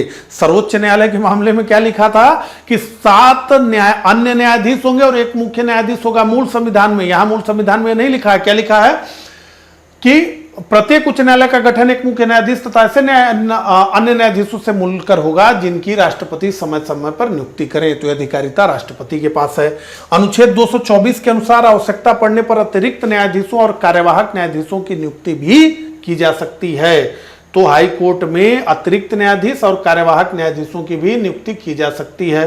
तो क्या योग्यता होनी चाहिए हाई कोर्ट में जज बनने के लिए? तो वो व्यक्ति भारत का नागरिक हो, भारतीय राज्य क्षेत्र में कम से कम 10 वर्षों तक न्यायिक पद धारण कर चुका हो, अथवा कम से कम 10 वर्षों तक लगातार किसी उच्च न्यायालय या न्यायालयों में अधिवक्ता रह चुका हो। तो कोई व्यक्ति उच्च न्यायालय में 10 वर्ष से अधिवक्ता है तो वो बन सकता है जज। बड़ा आसान है। ठीक है, तो न्यायाधीशों की नियुक्ति, तो अनुच्छेद 217 के अनुसार उच्च न्यायालय के न्यायाधीशों की नियुक्ति भारत के राष्ट्रपति द्वारा निम्नलिखित से सलाह के बाद की जाती है। किससे? तो भारत के मुख्य न्यायाधीश, संबंधित राज्य के राज्यपाल जिस राज्य में उनकी नियुक्ति हो रही है, मुख्य न्यायाधीश के अतिरिक्त अन्य न्यायाधीशों की नियुक्ति के मामले में उच्च न्यायालय के मुख्य न्यायाधीश से किया जाता है। तो यही न्यायाधीशों से संबंधित राष्ट्रपतीय संदर्भ 1998, जिसे हम तीसरा न्यायाधीश मामला 1998 कहते हैं, 1998 कहते हैं, के अनुसार उच्च न्यायालय के न्यायाधीशों की नियुक्ति सर्वोच्च न्यायालय के मुख्य न्यायाधीश तथा 2 वरिष्ठम न्यायाधीशों के मंडल कोलिजियम की सलाह पर राष्ट्रपति द्वारा की जाती है। ये समझ लीजिए, ये सब हमने विस्तार में समझा है, तो बस इसको ऐसे देख लीजिए। ठीक है, तो कार्यकारी मुख्य न्यायाधीश की नियुक्ति होती है सुप्रीम कोर्ट में, बस इतना ध्यान, हाई कोर्ट में इतना ध्यान दीजिए। इसके अलावा अपर और कार्यकारी न्यायाधीशों की नियुक्ति होती है। ठीक है, अब न्यायाधीशों का स्थानांतरण का मामला है। तो एक हाई कोर्ट से दूसरे हाई कोर्ट में न्यायाधीशों का स्थानांतरण होता है। तो अनुच्छेद 222 के अनुसार राष्ट्रपति भारत के मुख्य न्यायाधीश से परामर्श के पश्चात किसी न्यायाधीश का एक उच्च न्यायालय से दूसरे उच्च न्यायालय में स्थानांतरण कर सकते हैं। किससे? परामर्श के बाद भारत के मुख्य न्यायाधीश से। ठीक है, माने स्थानांतरण में भी जो है मुख्य न्यायाधीश से परामर्श करना है राष्ट्रपति को। तो तीसरे न्यायाधीश मामले 1998 के अनुसार एक उच्च न्यायालय से दूसरे उच्च न्यायालय में न्यायाधीशों के स्थानांतरण हेतु राष्ट्रपति निम्नलिखित से सलाह करेगा। किससे किससे करेगा? तो सर्वोच्च न्यायालय के मुख्य न्यायाधीश तथा सर्वोच्च न्यायालय के 4 वरिष्ठम न्यायाधीशों के मंडल से, कोलिजियम से। जिस उच्च न्यायालय से न्यायाधीश का स्थानांतरण हो रहा है, तो यानी अगर उत्तर प्रदेश के उच्च न्यायालय इलाहाबाद हाईकोर्ट से किसी का ट्रांसफर हो रहा है बंबई हाईकोर्ट में, तो इलाहाबाद हाई कोर्ट के मुख्य न्यायाधीश से, और जहां ट्रांसफर होके जा रहा है उस हाई कोर्ट के मुख्य न्यायाधीश से परामर्श करना होगा। तो न्यायाधीशों का कार्यकाल क्या है? तो मुख्य न्यायाधीश सहित उच्च न्यायालय के न्यायाधीशों का कार्यकाल 62 वर्ष होता है। सर्वोच्च न्यायालय के न्यायाधीशों का कार्यकाल कितना होता है? 65 वर्ष होता है। ठीक है, किंतु अपनी सेवा के दौरान कोई भी न्यायाधीश अपना पद त्याग राष्ट्रपति को सौंप सकता है। तो सर्वोच्च न्यायालय का जज भी किसको अपना इस्तीफा देगा? राष्ट्रपति को। और उच्च न्यायालय का जज भी किसको अपना इस्तीफा देगा? राष्ट्रपति को, राज्यपाल को नहीं देगा। ध्यान दीजिए, कंफ्यूज मत होइएगा। ठीक है, आगे बढ़िए। अनुच्छेद 221 के अनुसार ये न्यायाधीशों के वेतन भत्ते से जुड़ा है। वेतन भत्ते को हम क्यों पढ़ रहे हैं उसका भी उत्तर देता हूं। तो अनुच्छेद 221 के अनुसार न्यायाधीशों के वेतन भत्ते, पेंशन, छुट्टी तथा अन्य उपलब्धियां संसद द्वारा तय की जाती है। तो कौन तय करता है? तो संसद तय करती है। ध्यान दीजिए। दूसरा, सिवाय वित्तीय आपात के किसी भी अन्य स्थिति में न्यायाधीशों के वेतन और भत्ते में कटौती नहीं की जा सकती है। और उच्च न्यायालय के न्यायाधीशों के वेतन और भत्ते राज्य की संचित निधि से दिया जाते हैं। तो ये चार्ज एक्सपेंस है, कंसोलिडेटेड फंड ऑफ स्टेट पर, मैंने इस पे वोटिंग नहीं होगी, ठीक है। तो उच्च न्यायालय के न्यायाधीशों के वेतन और भत्ते राज्य की संचित निधि से दिए जाते हैं, लेकिन इसीलिए इसको हम देख रहे थे, लेकिन इनकी पेंशन भारत की संचित निधि कंसोलिडेटेड फंड ऑफ इंडिया से दी जाती है। तो हाई कोर्ट के जज क्या सैलरी राज्य से दी जाती है और उसकी पेंशन भारत की संचित निधि से, तो भारत सरकार द्वारा दी जाती है, ये अंतर है। तो इसीलिए हमने इसको डिस्कस किया। ये ध्यान दीजिए, प्रश्न आए तो आप जो है ये ना हो जाए कि उच्च न्यायालय के न्यायाधीशों का पेंशन कौन देता है, तो आप कहते हैं राज्य की सरकार, नहीं, केंद्र की सरकार, ठीक है। तो उच्च न्यायालयों का क्षेत्राधिकार और शक्तियां क्या है, तो इनका भी मूल या आरंभिक अधिकारिता है, रीट अधिकारिता है, अपीलीय अधिकारिता है, अधीक्षण संबंधी अधिकारिता है, अभिलेख न्यायालय ये भी है सुप्रीम कोर्ट की तरह, न्यायिक पुनर्लेखन की शक्ति है यानी न्यायिक समीक्षा की शक्ति है, और अधीनस्थ न्यायालयों पर नियंत्रण की शक्ति है, ठीक है। चलिए, तो मूल या आरंभिक अधिकारिता क्या है, तो निम्नलिखित मामले सीधे उच्च न्यायालय में सुने जा सकते हैं। मतलब सीधे का मतलब कि वो सबऑर्डिनेट जुडिशरी में नहीं जाएंगे, सीधे हाई कोर्ट में आ जाएंगे सुनने के लिए। तो कौन से मामले हैं, नागरिकों के मूल अधिकारों का प्रवर्तन, अगर नागरिकों के मूल अधिकार का प्रवर्तन हो रहा है तो अब वो प्रक्रिया से नहीं आएंगे कि भैया चलो पहले निचली अदालत में फिर आओ हाई कोर्ट, नहीं, वो सीधे हाई कोर्ट में आएंगे। इसके अलावा अधीनस्थ न्यायालय में यदि विधि का सारवान प्रश्न निहित है तो उसकी व्याख्या उच्च न्यायालय करता है। तीसरा, राजस्व से जुड़े मामले, और चौथा, संसद सदस्यों तथा राज्य विधानमंडल से जुड़े मामले सीधे मूल या आरंभिक अधिकारिता, तो आप कहेंगे संसद सदस्यों और राज्य विधानमंडल से जुड़े मामले। इसके अलावा रीट अधिकारिता है, तो अनुच्छेद 226 के अनुसार प्रत्येक उच्च न्यायालय को उस राज्य क्षेत्र में जिसको उसकी अधिकारिता है मूल अधिकारों को लागू करने के लिए, तो अनुच्छेद 32 से सुप्रीम कोर्ट करता है, अनुच्छेद 226 से हाई कोर्ट करता है, तो वही है बंदी, प्रत्यक्षीकरण, परमादेश, प्रतिषेध, उत्प्रेषण लेख आदि आदि सब पढ़ा है हमने। इसके अलावा अपीलीय अधिकारिता है, तो उच्च न्यायालय अधीनस्थ न्यायालयों के निर्णयों की अपीलें सुनता है। तो निचली अदालतों में सबऑर्डिनेट जुडिशरी से जो निर्णय आता है, सिविल हो, आपराधिक हो, राजस्व हो, सब हाई कोर्ट सुनता है।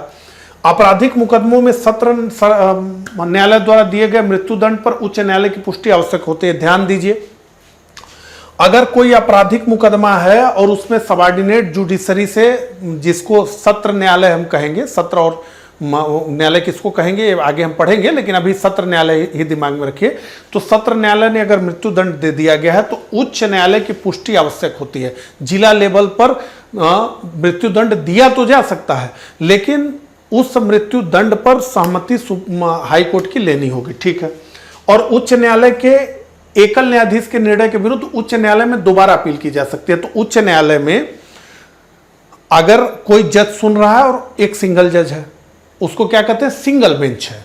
तो सिंगल बेंच ने मामला कोई और दे दिया, अब आपको लग रहा है कि यह मामला हमारे पक्ष में नहीं है, तो आप उसी हाई कोर्ट में, अब सुप्रीम कोर्ट नहीं जाएंगे, उसी हाई कोर्ट में डबल बेंच के पास अपना मामला ले जाएंगे, ठीक है, ये कहा जा रहा है। अब आगे बढ़िए, अधीक्षण संबंधी अधिकारिता, तो इसका उल्लेख अनुच्छेद 227 में किया गया है। तो उच्च न्यायालय की शक्ति में न्यायिक तथा प्रशासनिक दोनों प्रकार के अधीक्षण की शक्ति शामिल है। तो प्रत्येक उच्च न्यायालय को अपनी अधिकारिता में शामिल न्यायालयों, अधिकरणों के अधीक्षण की शक्ति है, किंतु सशस्त्र बलों से संबंधित न्यायालय इसके दायरे में नहीं आते हैं। ध्यान दीजिए, इसके अतिरिक्त उच्च न्यायालय को निम्नलिखित शक्तियां प्राप्त हैं। पहला, न्यायालय की पद्धति, कार्यवाहियों, प्रैक्टिस एंड प्रोसीडिंग के विनिमय हेतु नियम, इन सब का कोई मतलब नहीं, हम नीचे से पढ़िए। जब किसी उच्च न्यायालय का मुख्य न्यायाधीश प्रशासनिक हैसियत से कार्य करता है तब वो अन्य न्यायाधीशों की रिटों की अधिकारिता के अधीन होता है। ये प्रश्न आया है, इसलिए ध्यान दीजिए। जब किसी उच्च न्यायालय का मुख्य न्यायाधीश, तो उच्च न्यायालय का मुख्य न्यायाधीश प्रशासनिक अधिकारी के रूप में भी काम करता है, न्यायिक अधिकारी तो है ही, लेकिन वो प्रशासनिक अधिकारी के रूप में भी काम करता है। जब वो प्रशासनिक अधिकारी के रूप में काम करता है, न्यायिक अधिकारी के रूप में काम जब वो नहीं करता है, प्रशासनिक अधिकारी के रूप में जब वो काम करता है, तब वह अन्य न्यायाधीशों की रीटों की अधिकारिता में आता है, ठीक है। और अनुच्छेद 228 के तहत विधि का सारवान प्रश्न के निहित होने की दशा में उच्च न्यायालय अधीनस्थ न्यायालय से मामले को अपने पास मंगवा सकता है, ठीक है। यह अनुच्छेद 228 में बात की गई है। तो अभिलेख न्यायालय, तो जिस प्रकार से सर्वोच्च न्यायालय कोर्ट ऑफ रिकॉर्ड है, उसी तरह से अब जो है court of record high court भी है। तो कोर्ट ऑफ रिकॉर्ड क्या होता है वो मैंने आपको बताया। इसके बाद न्यायिक समीक्षा की शक्ति, तो उच्च न्यायालय अपनी अधिकारिता में आने वाले राज्य की विधियों व आदेशों के साथ साथ संघ की विधियों और आदेशों के भी, तो यहाँ कंफ्यूजन मत होइएगा, संघ की भी विधि अगर कोई है तो उसकी भी न्यायिक समीक्षा हाईकोर्ट के द्वारा की जा सकती है, केवल राज्य की नहीं, संघ की भी। ठीक है, तो संघ की विधियों आदेशों की भी न्यायिक समीक्षा कर सकता है हाईकोर्ट। तो यदि वह विधि आदेश मौलिक अधिकारों का हनन कर रहे हो, संविधान के मूल ढांचे या अन्य संवैधानिक प्रावधानों के विरुद्ध हो, यदि विधि पारित करने वाली संस्था या आदेश जारी करने वाला प्राधिकारी अपनी अधिकारिता से बाहर जाकर कार्य कर रहा हो तो। ठीक है, और अधीनस्थ न्यायालयों पर नियंत्रण की शक्ति, तो अनुच्छेद 235 के तहत उच्च न्यायालयों को अपने राज्य क्षेत्र के भीतर स्थित अधीनस्थ न्यायालयों पर नियंत्रण की व्यापक शक्तियां प्राप्त हैं, जैसे न्यायाधीशों की नियुक्ति और सिफारिश, न्यायाधीशों का हस्तांतरण और न्यायाधीशों की प्रोन्नति और निलंबन का आदेश देना आदि आदि। ठीक है, तो हाई कोर्ट्स को पढ़ने के बाद अब हम पढ़ेंगे अधीनस्थ न्यायालय यानी सबऑर्डिनेट कोर्ट्स को। आइए इसको डिस्कस करें। तो सबऑर्डिनेट कोर्ट्स का उल्लेख संविधान के भाग 6 अनुच्छेद 233 से 237 तक में अधीनस्थ न्यायालयों से संबंधित प्रावधानों का उल्लेख किया गया है। और अधीनस्थ न्यायालय जिले स्तर का न्यायालय होता है, इसे जिला न्यायालय भी कहते हैं, इसे निचली अदालतें भी कहते हैं। ठीक है, तो जिला न्यायाधीश जिले का सर्वोच्च न्यायिक अधिकारी होता है। तो आपसे पूछा जाएगा जिले का सर्वोच्च न्यायिक अधिकारी कौन है, तो जिला न्यायाधीश जिले का सर्वोच्च न्यायिक अधिकारी है और इसकी अधिकारिता सिविल तथा आपराधिक दोनों मामले में होती है।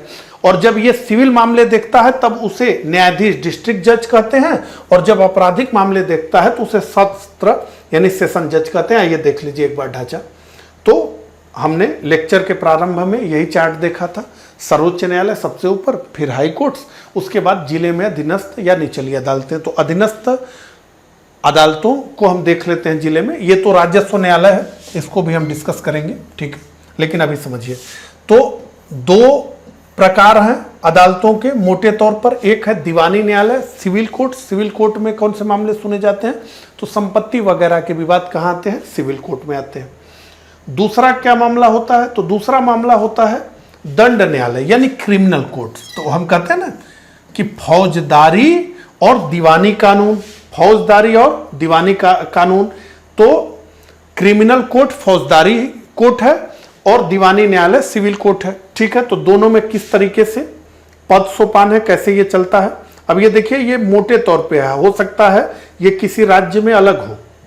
ये जो चार्ट आपको यहां दिख रहा है हो सकता है किसी राज्य में अलग हो, लेकिन मोटे तौर पर इसी तरह होता है। ठीक है, तो दीवानी न्यायालय में जिले लेवल पर जो सबसे बड़ा न्यायिक अधिकारी है उसका क्या नाम है, उसका नाम है जिला जज। क्या नाम है उसका, जिला जज। क्या नाम है उसका, जिला जज, डिस्ट्रिक्ट जज। तो सबसे बड़ा अधिकारी जिला अदालत में, अधीनस्थ अदालत में कौन है, तो जिला न्यायाधीश है। दीवानी मामले में जिला न्यायाधीश। जब यही व्यक्ति दंड न्यायालय में बैठेगा यानी क्रिमिनल कोर्ट में, तो इसको हम कहेंगे सत्र न्यायाधीश यानी सेशन जज। ध्यान दीजिए, एक ही व्यक्ति है जिसको हम जिला न्यायाधीश कह रहे हैं। जब वो दीवानी मामले सुनेगा, सिविल मामले सुनेगा, तो उसको हम कहेंगे जिला जज, डीजे, जिला जज। लेकिन जब वो आपराधिक मामले सुनेगा वही व्यक्ति, तो हम उसको कहेंगे सत्र न्यायाधीश, सेशन जज।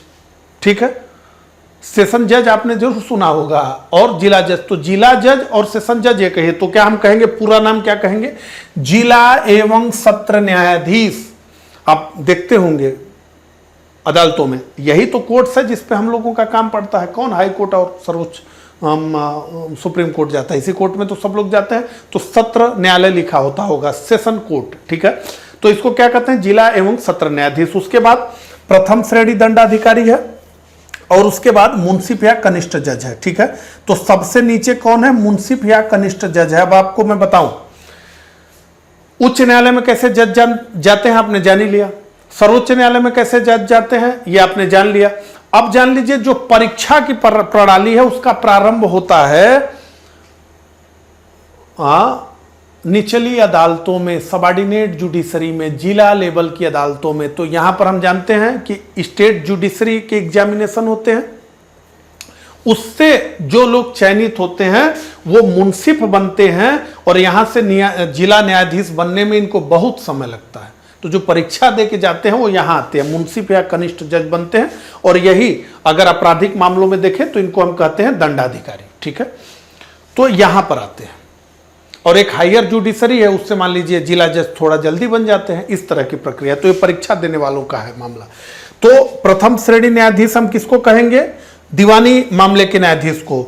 उसी तरह से अगर आपराधिक मामला है तो हम दंडाधिकारी कहेंगे, प्रथम श्रेणी दंडाधिकारी, और मुंसिफ या कनिष्ठ जज कहेंगे दीवानी मामले में, और इस मामले में द्वितीय श्रेणी दंडाधिकारी कहेंगे। ठीक है, सेकंड क्लास मजिस्ट्रेट।